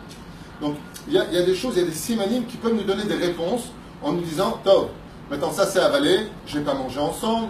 Il y a deux déotes, celle de Rashi, celle du Rambam. Est-ce que c'est une question de dents? Est-ce que c'est une question de digestion? Est-ce que quand ils sont ensemble, c'est un interdit? Aucun interdit. Si je bois du lait avant et je mange de la viande tout après, il n'y a aucun interdit, ils sont ensemble. C'est pas l'interdit en lui-même. Donc, quand tu es un peu technicien de la halakha et que tu comprends un peu plus la Torah au niveau de ce que Dieu il attend de toi, au lieu de dire ah mince, il y a des gens, qu'est-ce qui se passe? Ils sont en jupe courte, ils ont avalé. Ah, la vie c'est court. Non, d'abord mets une jupe longue, après tu pleuras ton lait ta viande. Moi, ce que je veux dire, donc il ne faut pas non plus venir fou. La question c'est, Hachem, si tu ne m'as pas protégé, c'est que tu attends de moi quelque chose d'autre. Réfléchis. Les mains d'Avardomé, c'est comme une mère, elle met une tape sur la main de son fils, et son fils il regarde que la tape. Il dit non, ce que je suis en train de te dire, c'est arrête de mettre les mains dans la soupe. C'est-à-dire qu'il y a le coup et il y a le pourquoi du coup. L'intelligence de l'homme, c'est d'essayer de comprendre ce que Dieu attend de lui. C'est ce qu'on appelle la hitbonenut, titbonen. Réfléchis pourquoi Dieu, il te met dans cette situation. Il attend de toi quelque chose dans cette épreuve, dans cette remise en question, et c'est là qu'on doit mettre toute notre énergie. Tu pleures 2 secondes, tu retrouves tout de suite le sourire, et ensuite tu te poses des bonnes questions. C'est ça être un homme de teshuva. C'est pas passer son temps à pleurer, on n'est pas des chrétiens qui recherchent constamment la faute, qui allons s'enfermer dans des comment on appelle ça, des monastères, à dire je ne suis qu'un pêcheur. On n'est pas des pêcheurs, on n'est pas des requins non plus, on est des hommes qui devons chercher à comprendre qu'est-ce que Dieu attend de moi dans cette erreur commise et de ne pas recommencer cette erreur. Et bien entendu, poser la question pourquoi Hachem, et c'est marrant de parler de ça parce que la première chose qui m'est venue à l'esprit quand j'ai mangé ce chocolat, j'ai visionné où est-ce que j'avais fait une erreur. J'ai dit mais j'ai fait aucune erreur. Mon fils me dit après non papa il était parvé. J'ai dit ok Hachem c'est bon. C'est moi qui dis c'est bon Hachem. Tu t'en sors bien. Il faut voir avant il paraît. Oui. Non mais quand t'as oublié il n'y a plus rien à voir. On va se calmer. Yesh varim shem utarim, yesh varim shem asurim. Alors je vais aller très vite maintenant. Qu'est-ce que ça veut dire manger kasher? Je rappelle pour que le Sfaradim, il faut manger strictement halak, surtout la viande. On attendra 6 heures entre la viande et le lait. faire très attention, Bezrat Hashem, d'acheter du gouche katif si possible. Pourquoi? Pour éviter de manger des vers qui sont des issus très très importants. Bezrat Hashem, le fait de ne pas faire Netilat Yadayim avant de manger est considéré dans la Torah comme un crime. Rabbi Eliezer ben Okrenos dit celui qui ne fait pas Netilat Yadayim. A fait le terme, il il fait Netilat. Comme des fois je connaissais quelqu'un, comment il fait Netilat Yadayim? Il faisait de l'eau comme ça, à la Netilat Yadayim, c'est un truc de ça. Rabbi Eliezer ben Okrenos dans son livre, pire que des Rabbi Eliezer, à la fin, dans sa Tzavaret, il marque là-bas, En lo chelek l'olamaba. Il n'a pas de monde futur. Quand tu fais Netilat Yadayim, Netilat Yadayim, ça peut apporter la pauvreté. Mais sachez une chose, celui qui a des problèmes de parnassa, qu'il verse, dit Rabbi Yosef dans la Gemara, beaucoup d'eau. Al Netilat Yadayim, c'est Aïn, Al. Netilat Nun, Ya, Daïm, Yud. Ani. L'antithèse, l'antipode. Le remède. Le remède de la pauvreté, c'est Netilat Yadayim. Al Netilat Yadayim, c'est Ani. Celui qui veut une bonne parnassa marquée là-bas, plus versera d'eau, mieux ce sera. D'accord? Mais ne mettez pas un mètre. Chérie, c'est quoi le glis là? On a besoin d'argent, chérie, vas-y, fais une Netilat. Non? Mais il faut bien laisser remplir et bien verser. On met les mains comme ça, je fais à toute vitesse. On met les mains comme ça, ouais, pour ouvrir. Et quand on verse de l'eau, on tourne la main pour que jusqu'au marpec, toute la main soit totalement dans l'eau. Et ce, 1, 2, 3, 4, 5, 6. On devrait passer dans le rang de la main gauche en posant la main droite parce que si Midatadine à la main gauche, c'est pas obligé, c'est le Ben Ishraï. Ce Ben Ishraï, non. Ah bah juste que vous sachiez que le Netilat Yadayim c'est quelque chose de très très important. Et sur ce, on vient dire à Hachem, Zilzalnu ben Netilat Yadayim. Ça veut dire quoi? Ça veut dire que quand on fait une introspection, qu'on voit ça, quelle est la punition de celui qui est Mezalzel ben Netilat Yadayim? Ça part à ça descend. Ani, Al Netilat Yadayim. Donc, tu vois, tu viens, tu dis, ça va, c'est bon, avec tout ce que je t'annais, c'est bon. Et il fait Netilat. On dit, non, Zilzal nous fait attention, tu as fait un Zilzoul de Netilat Yadayim. Quand tu as fait Netilat Yadayim, tu as fait les lois. Je vous fais juste à toute vitesse, je vais essayer d'aller vite. Excusez-moi, c'est juste Netilat Yadayim pour manger du pain ou le pain, c'est ceux qu'on fait? Non, tous les Netilat Yadayim qu'on fait, mais le Netilat Yadayim, il est chova essentiellement le matin et pour le pain, c'est tout. Maintenant, de quoi est-ce qu'on parle pour le pain? Le cours est enregistré, on viendrait dessus, je ne vais pas revenir parce que c'est trop rapide. Il y a des mesures qu'il faut respecter. De 0 à 26 grammes, je ne fais pas du tout Netilat Yadayim si je mange du pain. De 27 grammes de kazaït à kabetza, 54 grammes, je fais Netilat, je n'ai pas le droit de dire la bénédiction. Les gens ne le savent pas. Qu'est-ce qu'ils font? Ils mangent kazaït de pain, ils disent un Netilat Yadayim, c'est bracha levatala. Assour de faire la bénédiction de un Netilat Yadayim jusqu'à ce que tu manges kabetza de pain. C'est-à-dire 54 grammes de pain. Et les gens ne le savent pas. Tu crois qu'il y a kazaït ici? Tiens, je fais Netilat, un Netilat. Habibi, tu viens de faire bracha levatala, c'est assour. Netilat Yadayim se fait à partir de kabetza, 54 grammes de pain, avec la bracha. Avant ça, je fais Netilat et je ne dis pas bénédiction. Juste pour vous dire qu'en fin de compte, sans Shulchan Aruch, je suis incapable de faire la volonté d'Hachem. Ça veut dire que mon judaïsme à moi, c'est quoi? Mon judaïsme à moi.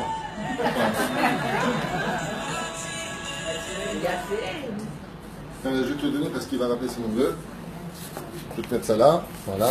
On va me cravate ici, c'est pas grave. D'accord? Il y a des moments où Be'ezrat Hashem, il va falloir qu'on peut parler, il y a des moments où on ne peut pas parler. Je fais juste très rapidement pour que vous connaissiez un petit peu de quoi est-ce qu'on parle. J'ai fait les tilat, les sparadim, on ne fait pas comme le Rama, les mains mouillées, ok? On dit la bénédiction. Si maintenant, avant de m'essuyer, j'ai parlé, je recommence les tilat et je recommence la bénédiction. Écoutez bien ce que je dis. Si j'ai fait les tilat, les mains mouillées, j'ai dit la bracha, je ne me suis pas essuyé, j'ai fait un F sec. Parce que la fin de l'étilat correspond à s'essuyer les mains. Quand je m'essuie les mains de Netilat Yadayim, il faut faire très attention à vos enfants et à vos maris qu'ils aient les mains secs. Parce que s'ils touchent mouillé le pain, ils le rendent tamé. Donc il faut bien calmer vos émotions. Il faut bien s'essuyer les mains. C'est des petits détails, mais c'est ça Yom Kippour. Yom Kippour, on est jugé sur les détails de l'introspection. C'est le tikkun de Rabbeinu Nissim. Mais de quoi tu parles, Khatanu? De ce que Rabbeinu Nissim nous propose dans le seder de la prière, quand on fait le Tachanounim. Voilà exactement ce que l'on va dire. Bon, je ne vais pas faire un cours sur Netilat Yadayim. Il y a un cours déjà sur Netilat Yadayim. Il y a 2000 cours sur le site. Il y a 3 cours à Pissot sur Netilat Yadayim, sur la halakha de Netilat Yadayim. Vous avez un site qui s'appelle Torah Traim. Allez voir là-bas, vous avez 2000 cours à perte de vue sur le domaine de la Kabbale, de la halakha, de la Hashkafa, la philosophie du judaïsme. Servez-vous. Pendant que vous faites les carottes dans la cuisine, vous écoutez. Hein? J'ai fait des courses à Brick Milon. J'en ai fait 3. Je sais ce que je dis. Oui, ce qui se passe dans le ventre de la mer, et tout, la totale et la paracha de Shmini. Regarde là-bas. Tov. Achamou bilo brachat chila basof.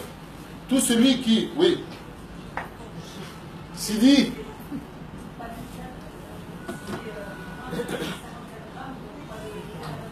non. Oui, c'est ça qui fait peur. C'est que j'ai parlé de Netilat. Alors je répète. À partir de quand on fait Birkat Amazon, de Kazaït, 27 grammes de pain. J'ai pas parlé de Birkat Amazon. J'ai parlé de Netilat avec la bracha. À partir de 27 grammes, je fais Netilat avec la bracha ou sans 100. Pour pouvoir faire un Netilat Adaïm, il faut que je mange 54 grammes de pain. Comment c'est? Ben, Non, je sais bien, je vais commencer avant. vous voyez plus ou moins. En général, prenez du pain tunisien, c'est toujours 54.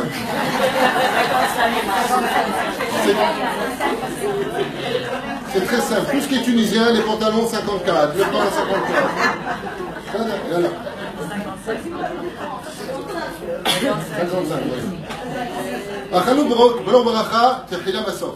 malheureusement, les gens, alors ça c'est un piège énorme.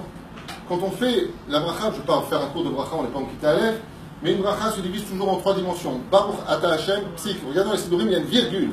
On ne dit pas Baruch Ata Hashem, de Shum Panim Baofen. Baruch Ata Hashem, cool, en juin. Et le Kenu Melech HaOlam, tu t'arrêtes. Al Shakon Yabidvaro. Boreperi, Aetz. Boreperi, ce qui vient de la terre. Bonne réponse de madame. Boreperi, Ha-Adama. Tout le monde fait Baruch Ata Hashem, le Kel Melech Haolam Boreperi Adama. Mamash lo. Pas A-A, c'est pas A-A.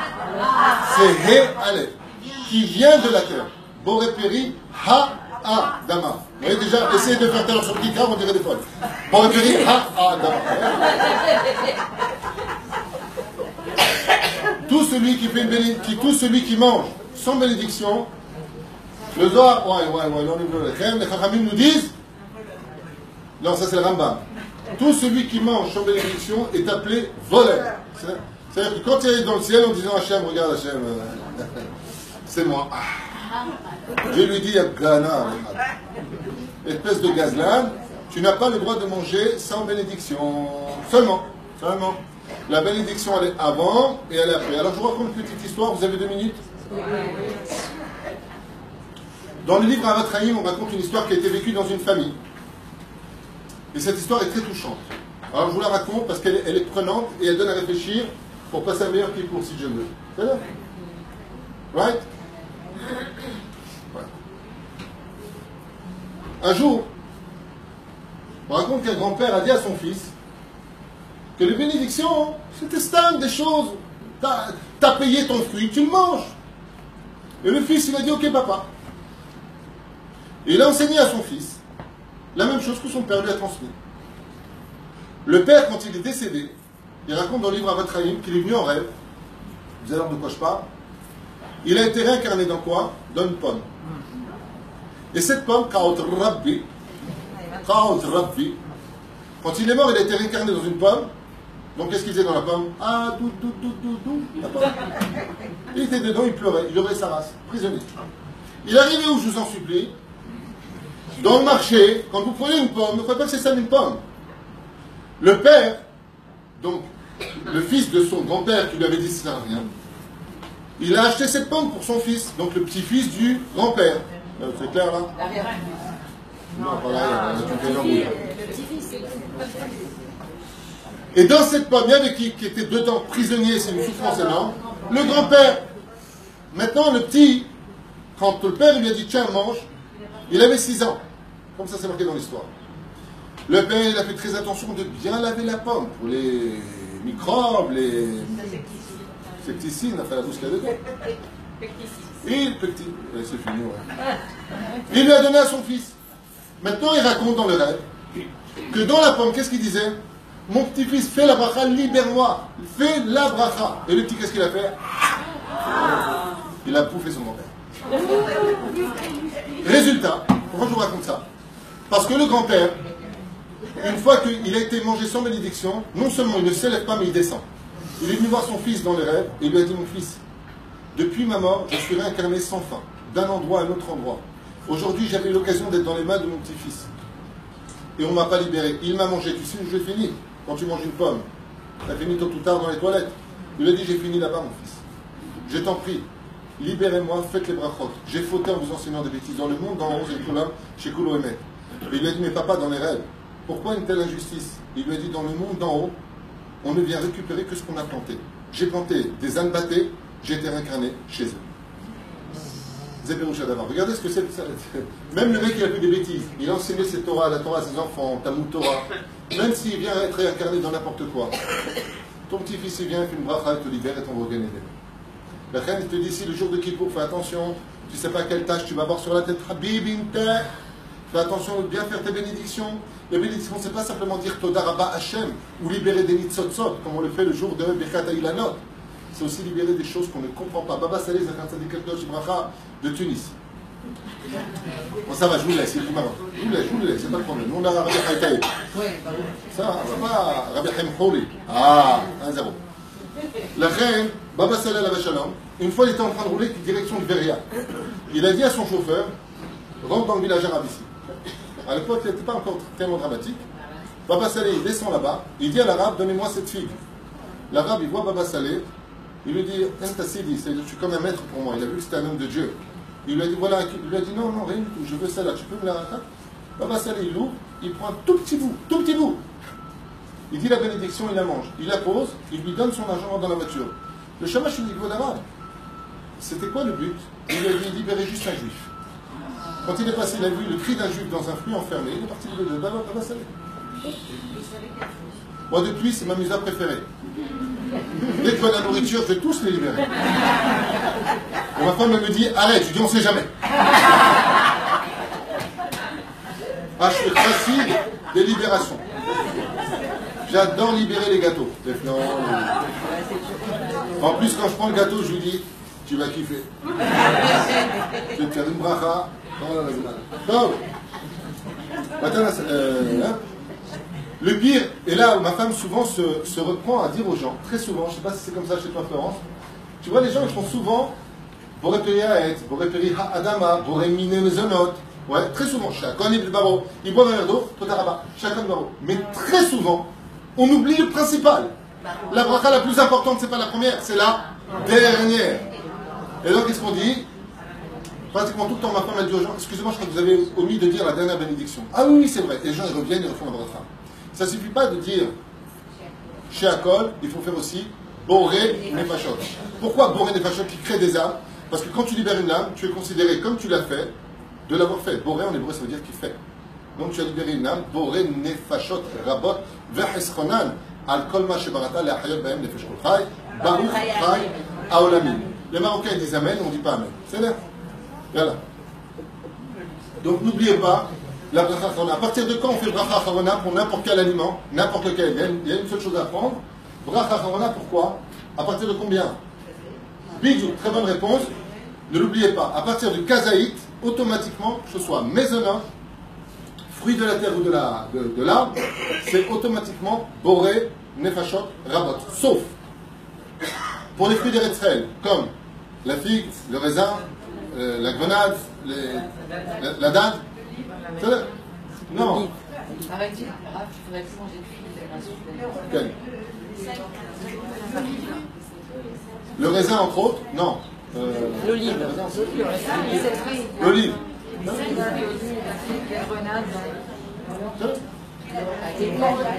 Ces fruits-là, il faut quelle quantité? Achalou, je voudrais au moins finir un paragraphe, on en a 8 minutes. Achalou, Adam, Kodem, Atfila. On a mangé du sang avant la prière. Hein? Vous allez dire comme ça, nous sommes dans le livre de Kippour. On fait une introspection, nous avons mangé du sang avant la prière. Qui peut me dire de quoi est-ce qu'on parle? Non, non, non, pas du tout. Non. On n'a pas le temps, je vous le dis. C'est celui qui chas les shalom mange avant d'aller prier shacharit. Alors laissez-moi 2 secondes pour vous expliquer à toute vitesse pourquoi le rabbi dit on peut manger avant, et dans ce cas-là, pourquoi lui il sait pas ce que moi je sais. Chas Beshalom, le rabbi sait plus que ce que moi je sais, et j'ai rien à lui apprendre. Seulement, dans la halakha, il est strictement interdit de consommer, boire un café et thé, on peut. Même si on va dire au self, on peut. Avant de faire un repas, de manger un gâteau avant d'aller prier, c'est strictement assourd les filles halakha. Seulement, je parle du matin, après le shacharit, bien sûr. Pour les hommes et femmes Non, c'est pas un cours d'halakha. Je vous ai expliqué des rayonnotes. Je vais faire une introspection. Je peux faire un cours. Si vous qu'on se voit pour des cours d'halakha, on fait des cours d'halakha. Là, c'est pas un cours d'halakha, c'est un cours de généralité sur comment se vérifier. Ça veut dire que tu viens prier shacharit, tu dis Hachem Sefatat Tiftar, homme comme femme, et d'un coup tu te rends compte que sur ta bouche, tu as du sang, ça s'appelle quoi? La Gemara a dit tout celui qui mange avant d'aller prier shacharit, c'est comme si il a mangé son propre sang. Alors de quoi est-ce que. 2 secondes. La référence aussi Zohar et c'est la Gemara. Juste 2 secondes, je m'explique. Rabbi Yosef Karo dit sauf si la personne aurait besoin de manger pour prier parce qu'elle est faible ou qu'elle est malade. Dans ce cas-là, elle a le droit de manger quelque chose, elle va avoir besoin de sucre. Elle va avoir besoin de quelque chose pour manger. Dans ce cas-là, ce n'est pas interdit. Elle pourra consommer quelque chose, cette personne-là, pour aller prier. Le rabbi a fait un sac d'or khalash. Donc, pour lui, le rabbi, étant donné que c'est vrai qu'on est devenu beaucoup moins fort qu'avant, regardez nos grands-mères. Elles avaient 10 enfants, 15 enfants, pas de machine à laver, pas de couches, elles travaillaient, elles avaient leur mari qui était pas des macros, mais je veux dire, voilà. C'était des machos, quoi. Je veux dire, ils avaient la semaine avec très peu, elles devaient tout faire. Elles étaient beaucoup plus fortes que nous, elles dormaient à peine 2 heures, elles se plaignaient jamais. C'était mère de Nice, quoi. Je veux dire, aujourd'hui, c'est tu mets la machine, je suis crevé. Bon, alors jamais. C'est pas ça que tu fais comme ça, non? Bon, alors jamais. Résultat, le rabbi Lubavitch, qu'est-ce qu'il a dit? Il a dit quelque chose de vrai. Il a dit, Dor Khalash. Aujourd'hui, cette génération, elle est faible. Donc, comme elle est faible, on peut manger avant la prière. C'est bon pour celui qui est chassid du rabbi Lubavitch. Le Bet Yosef, le Rav Yosef, le Rav Ben Zion Abashou, le Rav qui vous voulez, dans mon Sfarad, le Rav Yodat Tzadka, personne ne permet une chose pareille. Pourquoi? Le Bet Yosef, il a dit celui qui est faible. Et la vérité, nous, là, à Nara, ça va, quoi. Je veux dire, je mange jamais avant la prière et ça va très bien. Vous voyez ce que je veux dire? Donc, Zélo Bidjouk Nachon, de faire cette chita-là. Il y en a qui le font par principe. Alors, je finirai juste avec cette parenthèse de la moquerie du monde Lubavitch sur nous en disant ah ouais, il y en a qui prient pour aller vite manger, il y en a qui mangent pour mieux prier. Ma réponse, c'est va te faire cuire un œuf, c'est des bêtises que tu racontes. J'ai jamais vu un sfarad vite prier pour aller manger. On prie normalement, le prière dure beaucoup plus longtemps que celle des Lubavitch, que Dieu les bénisse. J'ai rien contre, au contraire, j'explique. Mais là, c'est la halakha, tu n'as pas le droit de faire manger des gens avant la prière, sauf s'il est faible. Quand quelqu'un qui m'appelle et me dit voilà, est-ce que je peux manger un gâteau, je me sens pas bien, mange une baguette, mange pas un gâteau, fais la baguette comme ça, tu manges un gâteau, moi, pas qu'il y a. Avant de dire par principe, tu vois le mec, il est bien un arabe comme ça, j'ai un copain à Lubavitch, il peut ouvrir une colette avec son ventre. Bien arabe. Il mange par principe avant la prière. Ah ben, c'est l'onachon. Si tu te sens capable, d'abord tu pries et après tu manges. C'est homme et femme. Alors s'il est Lubavitch, il est Lubavitch. C'est homme et femme. Hommes et femmes. Pardon. Quoi? Pardon, et le Shabbat, on a l'obligation d'être. Si la femme a l'habitude de prier tous les matins, avant de manger, elle fera sa prière. Ken. Je voudrais avancer très rapidement, avec votre permission, combien de temps nous reste? Waouh. Plus de questions, on se crée.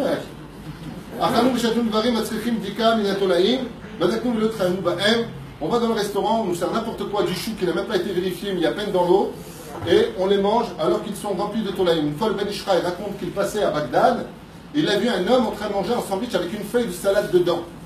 Comme ça, il raconte. Il s'est arrêté, et il a dit à cet homme, sache que tu as plus de verre dans ta bouche que de cheveux sur la tête. D'où l'importance de faire très très attention, puisque celui qui mange des verres, Chamesh Malkiot, il fait Chaz Shalom, 5 Isurim de la Torah. Bagadnu, bête, Bitalnu Toratecha, combien de mitzvot, bon ça s'adresse plus aux hommes qu'aux femmes, celui qui aurait pu étudier la Torah, et qu'est-ce qu'il fait? Rien qu'il regarde des matchs de foot, tab. Baraknu Barachot de Vatala, on a fait des Barachot de Vatala, très souvent. Alors ça par contre c'est très important, Mazé Barachot de Vatala. Vous avez remarqué que les gens, qu'est-ce qu'ils font? Ah, Baruch Ata Hashem. Attends, je te parle de Roger tout à l'heure. Baruch Ata Hashem, Elokeinu melech haolam. Ou alors c'est quoi? C'est quoi? Tu viens de parler. Tu viens de faire un essai. Tu viens de faire Bracha Levatala. Avant de faire, attends, je te parle de Roger, tu dis, excuse-moi, c'est quoi la bracha sur ça? Parce qu'il me concerne, c'est chez Israël, ça. Là, les décars, quand tu te renseignes avant de dire les choses. Autre chose que tu vois souvent, bracha levatala. Où est-ce qu'on voit d'après vous le plus souvent bracha levatala? C'est un truc de fou. Au Sefer Torah. Je ne sais pas pourquoi, il y a un truc de fou au Sefer Torah, c'est pas compliqué. Quand tu montes au Sefer Torah, tu regardes la lettre que tu vas lire. Ensuite, tu dis, Hachem Machem, tu n'es pas obligé de le dire, tu peux le dire. Hachem Machem, Barechu et Hachem Vorach. Et nous on répond, Baruch Hashem Vorach. C'est-à-dire, lui revient sur cette phrase. Et qu'est-ce qu'il dit? Baruch Ata Hachem Amevorach. Non. Baruch Ata Hachem, Nathan Nanou, Habibi, qu'est-ce que vous embrouillez de quoi? Prends ton temps, regarde bien ce que tu vas lire. L'émotion. Non, c'est pas que l'émotion, c'est que les gens vont vite. Et très souvent, on recommence les choses. On dit les choses. Très souvent, tu as des gens qui disent comme ça. Au lieu de dire Baruch Ata Hashem Vorach, très souvent la synagogue, ils disent comme ça. Baruch Ata Hashem. Ah non, c'est là-haut, hein, c'est ça. Lama ta medaber. Lama ta medaber. Ouais, qu'est-ce qu'ils font les gens? Ils ne connaissent pas les lois. Ils disent Boré Peri Adama sur une pomme. Après, le temps, ils mangent. Après, ah non, c'est Boré Peri. Baruch Ata Hashem. Non, ne refais pas. Parce que si tu as dit Boré Peri Adama, c'est bon aussi pour la pomme. Mais non, on recommence. Il y a plein de nagim comme ça que les gens se sont instaurés, qui sont leur vérité, mais la vérité d'Hachem. D'accord? Comme les gens, qu'est-ce qui se passe quand ils ont fait Netilat Yadayim, ils se sont essuyés. Ah, j'adore ça, tu meurs de rire. Surtout avec les Juifs de France, ils font tous ça. Ils ont fait Netilat Yadayim, ils se sont essuyés les mains. Ils viennent à la table, et ils disent non, viens t'asseoir comment? Ils se croient, comment ça s'appelle, Gilux. Je suis en frontière. J'ai perdu, je retourne à la caisse départ. Il se lève, il refont Netilat et il dit bracha. Elle a dit non, l'autre, en plus il se prend pour un baptiste, il dit non, sans bracha. Et moi je regarde ça, je dis vous êtes fous. Et je leur dis venez vous asseoir sans rien faire s'il vous plaît. Alors tout vous avez parlé. Allez. Je lui dis chérie, parce que tu me provoques, chérie tu peux me donner le sel bébé? Ah, mais le ravi parle. Je dis mais je parle, je dors aussi. J'aime bien. Il n'est pas bon de parler après Netilat Yadayim, si on s'est essuyé les mains, mais c'est pas interdit. Donc si j'ai parlé après m'être assis, j'ai parlé, tout le monde se relève en disant. Et en plus, ça c'est vraiment un théâtre à table. Hein. Excusez-moi. Tu vois, tu m'as énervé, j'ai parlé. Reste à ta place, tu n'as pas besoin de refaire Netilat du tout, comme le Seder. Le fait de ne pas parler, c'est un minag. Parce que si on disait aux gens, oui, tu peux parler, c'est pas alors là, j'aime là. Ils auraient fait Netilat, et 3 heures plus tard, ils font un moussi. Donc on dit ne parle pas pour lier la bracha de Netilat à moussi. Mais si tu as parlé après être essuyé tes mains à table, tu n'as pas besoin de retourner. Qu'est-ce que font les gens qui ne savent pas? À Paris, quand j'étais jeune, je voyais ça très souvent. Bon, j'ai parlé. Tu vois, tu m'énerves? Je t'avais dit, allez, ne parle pas tout le Shabbat. Allez, Al Netilat Yadayim. Pourquoi tu fais deux fois la même bracha? Zasour, ce que tu viens de faire. Ça s'appelle bracha levatala. Il y a ce qu'on appelle bracha she'ena tzricha. C'est quoi une bracha she'ena tzricha? Une bracha qui n'a pas besoin d'être. Ça s'appelle aussi bracha levatala. Ça veut dire quoi bracha levatala? Je m'explique. Dans la semaine, je vais manger mon repas. Barakutupak. Ma femme apporte une pomme. Qu'est-ce que je fais moi? Je fais le petit malin. Je vais faire mon birkat Amazon. Comme ça, je vais dire boré peri. Et après, je vais dire Boré Nefashot. Le Shulchan Aruch te dit oh, t'es mort. Pourquoi tu vas dire Boré Nefashot alors que tu veux faire Birkat? Ta bracha de Boré Nefashot, elle n'est pas nécessaire. Ne prononce pas stam le nom de Dieu. Shabbat, oui. Pourquoi? Parce que Shabbat, on a besoin de 100 bénédictions, on ne fait pas ce qu'on a esqué. Mais la semaine, tu as ta pomme, tu la manges, tu dis Boré Peri. Quand tu fais le Birkat Amazon, tu sors aussi la pomme. Les gens, qu'est-ce qu'ils font? Laisse, je vais faire le chassid. Bye bye. Qu'est-ce qu'ils font? Non, je vais faire mon Birkat Amazon, comme ça je vais gagner la bénédiction de Boré Nefashot. Le Shulchan Aruch lui dit bracha she'ena tzricha. On n'a pas besoin de cette bracha-là. Parce que tu ne peux pas prendre le tampon d'Hachem, le Madavardon, à quoi ça ressemble, disent les sages. C'est comme le roi lui dit voilà ma bague, tu peux mettre mon tampon là où il le faut. Le mec dit vas-y, donne-moi ton papier, de toute façon j'ai la bague du roi, viens, je t'en mets.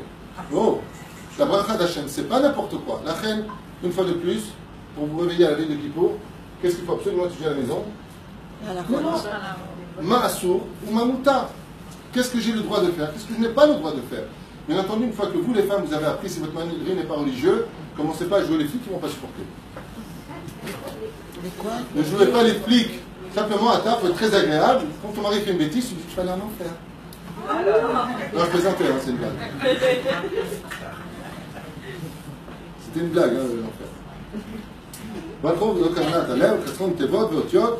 On a avalé les lettres et on n'a pas prononcé les bénédictions comme il le fallait. Et dans le ciel, on raconte comme ça une fois avec le ré à Kadosh Rabbi Yitzhak Luria, qu'un de ses élèves est venu le voir, son le Père Noël, une grande barbe comme ça blanche, et lui dit Gvodama, très fier de lui, est-ce que vous voyez une seule faute sur moi? Parce que dans le visage, je peux voir si une personne a fauté ou pas. Il lui a dit tu as autant de fautes sur le front qu'il y a d'étoiles dans le ciel. C'était très dangereux le ré à Kadosh. Il lui a dit impossible, Gvodama, j'ai jamais fauté de ma vie. Jamais regardé de femme, jamais fait de la shonara, jamais. Comment je peux avoir autant d'erreurs? Il lui a dit ton problème, je vais te dire ce qui se passe. Tu colles toutes tes lettres.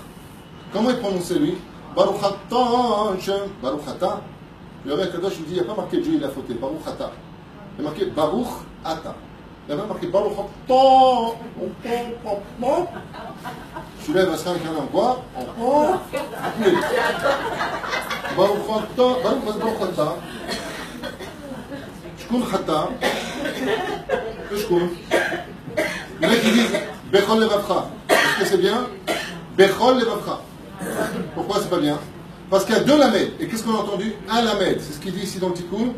Fais très attention. D'abord les kavanot, quand tu parles à Hachem, pas tu fais Baruch Ata Hachem Elokeinu Melech Haolam. Faut que j'aille à la banque discount tout à l'heure.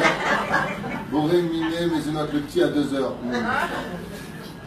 Mais Kavana, tu parles avec quelqu'un, tu es 100% dedans. Donc avant de faire ta bracha, tu fais les choses comme il faut. On avance. Donc c'est par bien les lettres. Baruch, Ata, Hashem, Vechou. Vitanu Kiracheno, Vitfilat Sisi Kikilin, c'est pour les gens de Abraham. On a manqué de respect à nos parents. On a manqué de respect à nos parents, nos grands frères et nos grandes sœurs, puisque la Torah nous ordonne de respecter son grand frère et sa grande sœur. Lorsque c'est marqué dans la Torah, tu honoreras ton père et ta mère, ainsi que ta grande sœur et ton grand frère. Où est-ce que c'est marqué? Le mot est. Je dis comme ça à toute vitesse. Une fois, un garçon m'a appelé, à Ashdod, hyper énervé. Rav Twitou, je vais tuer ma sœur. Elle est plus âgée que moi. Ouais. Et elle me dit, t'as pas le droit de me manquer de respect, c'est la source de la Torah. Alors, donnez-moi la référence avant le meurtre.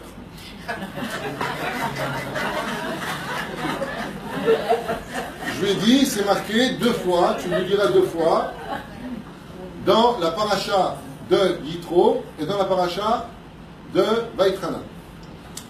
Il me dit, où? Je lui ai dit, c'est marqué, mais pour comprendre, il faut lire la Gemara. Dès que tu as le mot et en hébreu, c'est bien toujours rajouter quelqu'un d'autre. Et il y a marqué, Chabed et Avicha. Donc, honore ton père. Dans ce cas-là, le mot et, il vient rajouter quoi? Le grand frère. Ve'et imecha. Et ta mère, et, il vient rajouter la grande sœur.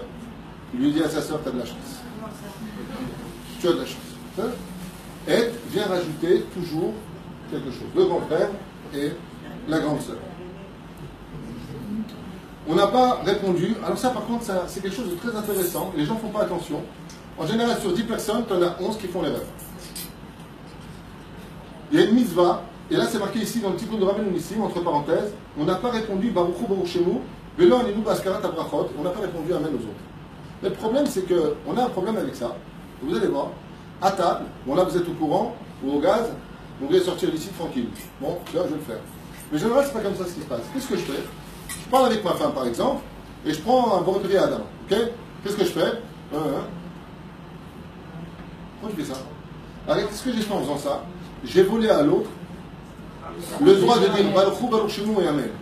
Maintenant j'ai une question à vous poser. Qui est le plus grand? Celui qui dit la bracha ou celui qui dit Amen? D'accord, ça va, viens, on se casse. Et pourquoi d'après? Pourquoi celui qui dit Amen, il est plus grand que celui qui a fait une bracha? Allez, Baruch Ata Hashem Elokeinu Melech Haolam Shakol Miyad Bidvaro. 9 mots, l'autre il a dit Amen. Quoi? C'est comme si tu l'as validé. Non. Pour moi, c'est comme si tu l'as validé. Non. Non. J'ai dit non.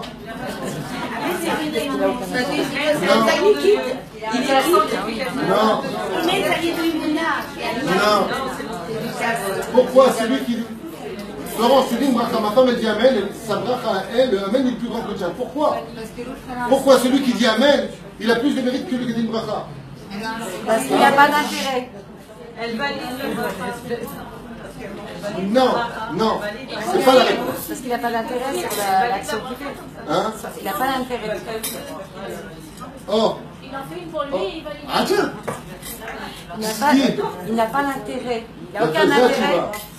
Les Rachamim, ils disent pourquoi la Khatima de Amen elle est si grande. Quand tu fais une bracha, dis-la à voix haute. Il dit parce que celui qui dit la bracha, bien sûr qu'il a fait 9 anges dans la bénédiction, mais sauf kol sauf, il va kiffer. Il va manger quelque chose. Donc il y a un profit. Mais celui qui dit Amen, lui, quand il dit Amen, c'est une mitzvah qui coule l'ishma. Qu'est-ce que tu profites? De rien. Ce mot-là, il est les Shem Shamim, les gars, mais il vaut plus que les autres. Parce que les autres, je vais quand même goûter, je vais avoir du goût dans la. Comme ça, je vais pas. Et après, Amen. Donc quand tu viens maintenant que tu es à table, d'accord? Une fois j'avais donné ce cours il y a très longtemps, et il y avait un mec qui m'a apporté les nerfs. Un Marocain m'a apporté les nerfs. J'ai rien contre les Marocains, c'est une blague, hein, c'est juste une blague. Pourquoi? Parce qu'il ne connaissait pas les lois. J'avais donné ce cours juste avant, j'avais expliqué comme ça à la synagogue, quand vous faites une bracha, soyez pas égoïste. Bezrat Hashem, qu'on puisse répondre Baruchou, Baruch Shemu, Amen. Donc dites pas comme ça. Non, c'est libre. Qu'est-ce qu'il fait lui? Maintenant je commence mon cours, je me mets derrière la caméra, je commence. Et là il est là. Baruch Ata Hashem, Elokeinu Melech Haolam, Borei Peri Haaretz. Il m'arrête. Je regarde comme ça, je commence à avoir la fumée qui sort. Il prend Borei Peri Adama, il regarde tout le monde. Le Rav. Baruch Ata Hashem, attention plein cours. À la fin du cours, je lui dis, retirez-le, il va faire le musulman, il va faire Birkat Amazon, il va tout nous faire. Pourquoi? À la fin du cours, j'étais le voir, je lui dis, non, mais pas pendant un cours, c'est assourd. Pendant un cours, Talmud Torah Keneged Kulam. Avec l'étude de la Torah, ça vaut toutes les brachot du monde. Donc, quand tu es dans un cours, ne fais pas comme ça. Rabotai, ta'alou amen. Borei Peri Haaretz, t'as race avec ton Haaretz. Pourquoi? Parce que je suis en train de faire un dar Torah. La reine derech Eretz Kadma la Torah. Quand tu es dans un shiur, quelqu'un il parle à la maison, c'est comme la mère, elle parle avec le père, le petit il était au cours, il a entendu le cours maintenant. Il vient comme ça devant ses parents.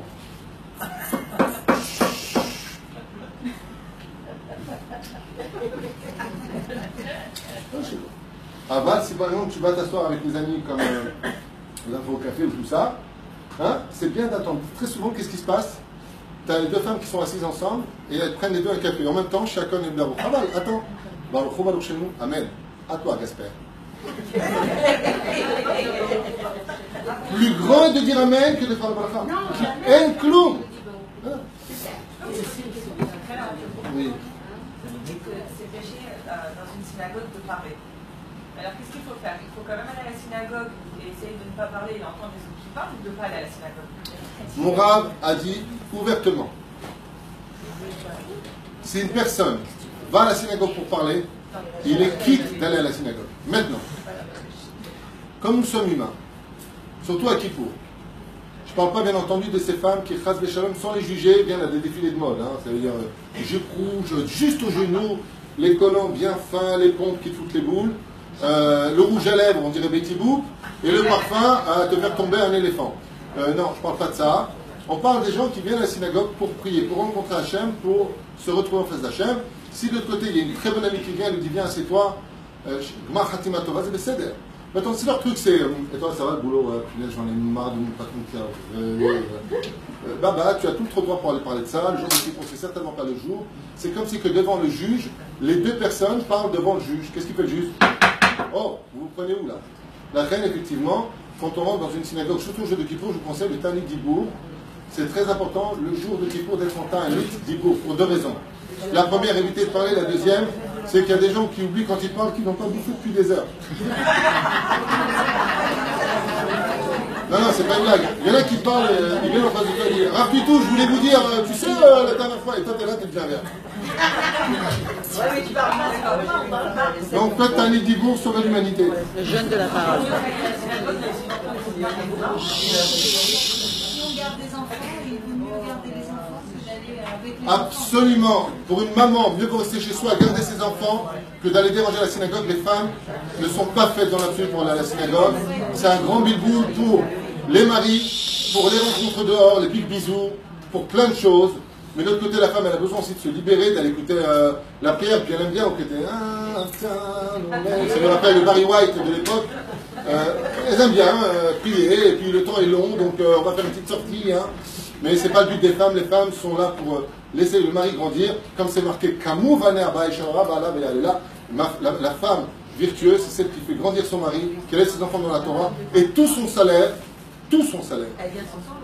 elle vient de tout ça. Ça veut dire que le salaire d'une femme est tellement plus grand que celui d'un homme que les sages vont très loin. Une femme qui envoie son mari étudier la Torah, le mari glande toute la journée, elle reçoit le salaire intègre de Rabbi Shimon Bar Yochai. Ça veut dire que pour elle, si elle a fait ce sacrifice de dire à son mari, va à la Beth Knesset, je garde les enfants, dans le ciel on comptabilise que le mari qui est parti prier n'a fait rien d'autre que de prier. Elle prend un salaire 100%. Le mari prend David. Donc la femme, oui, son salaire, il vient de va prier. Vous savez, pendant Shoshana, on a eu une personne qui venait avec un enfant. Il nous a pourri la matinée. C'était très dur. Il pleure. Et la mère, cool, hein. Et le petit, et elle, et moi les nerfs qui montent. Va prendre ton gosse, va chez toi, on est en train de prier. Non, c'est bon, je sais pas. Mais malheureusement, on est dans un temps, aujourd'hui, alors quoi, nous les femmes, alors, avec le doigt devant comme ça, avec l'ongle long, comme ça, tout le monde. Alors, c'est pour ça qu'il faut avoir un rab, on ne fait pas ce qu'on veut, ça c'est sa vérité. Le Gaon de Vilna n'avait pas une seule place pour les femmes dans sa synagogue. Le Gaon de Vilna, Lo Yalo Ezrat Nashim, Shenema, Vod Batelech Pnima, comme ça il disait, aujourd'hui tu ne peux pas faire ça, parce que les femmes, elles ont besoin de se ressourcer, elles viennent plus au cours que les hommes aujourd'hui. Ce sont elles les piliers de la vérité, parce que les femmes, c'est très marrant, parce que tu fais un cours sur le Shlom Bayit, tu as 10 mecs sans femmes. Et le pire, c'est pas ça, c'est que t'as un mec qui dit à sa femme, il y a un cours sur le Shlom Bayit, ouais, vas-y. Les femmes sont capables de se remettre en question, les hommes, ils ont tout le temps raison. Il n'y a aucune obligation pour une femme d'écouter le chauffard. Aucune. Mizman, Shazman, Grama, il n'y a pas besoin de rien en faire. Et si on fait écouter le chauffard à une femme, ce sera sans bénédiction. Les Ashkenazim font avec bénédiction, les Sfaradim assourd. On ne fait pas de bénédiction, Mizman, Shazman, Grama. À part ça, il n'y a aucune bénédiction, il n'y a aucune obligation pour une femme de venir écouter le chauffard. Elle s'occupe de ses enfants et le cri de ses enfants sera le chauffard. On s'arrête là. Ce soir, vous avez cours à 8h30. À Sidi French pour la suite. Non, c'est pas 8h30. Ah, pas 8h30. 20h, À 20h. 20h. Voilà, 20h, voilà, chacun vient, 20h15, et vous démarrez pour à 20h30. Donc tout le monde s'installe et tout ça. D'accord, à 20h. À Sidi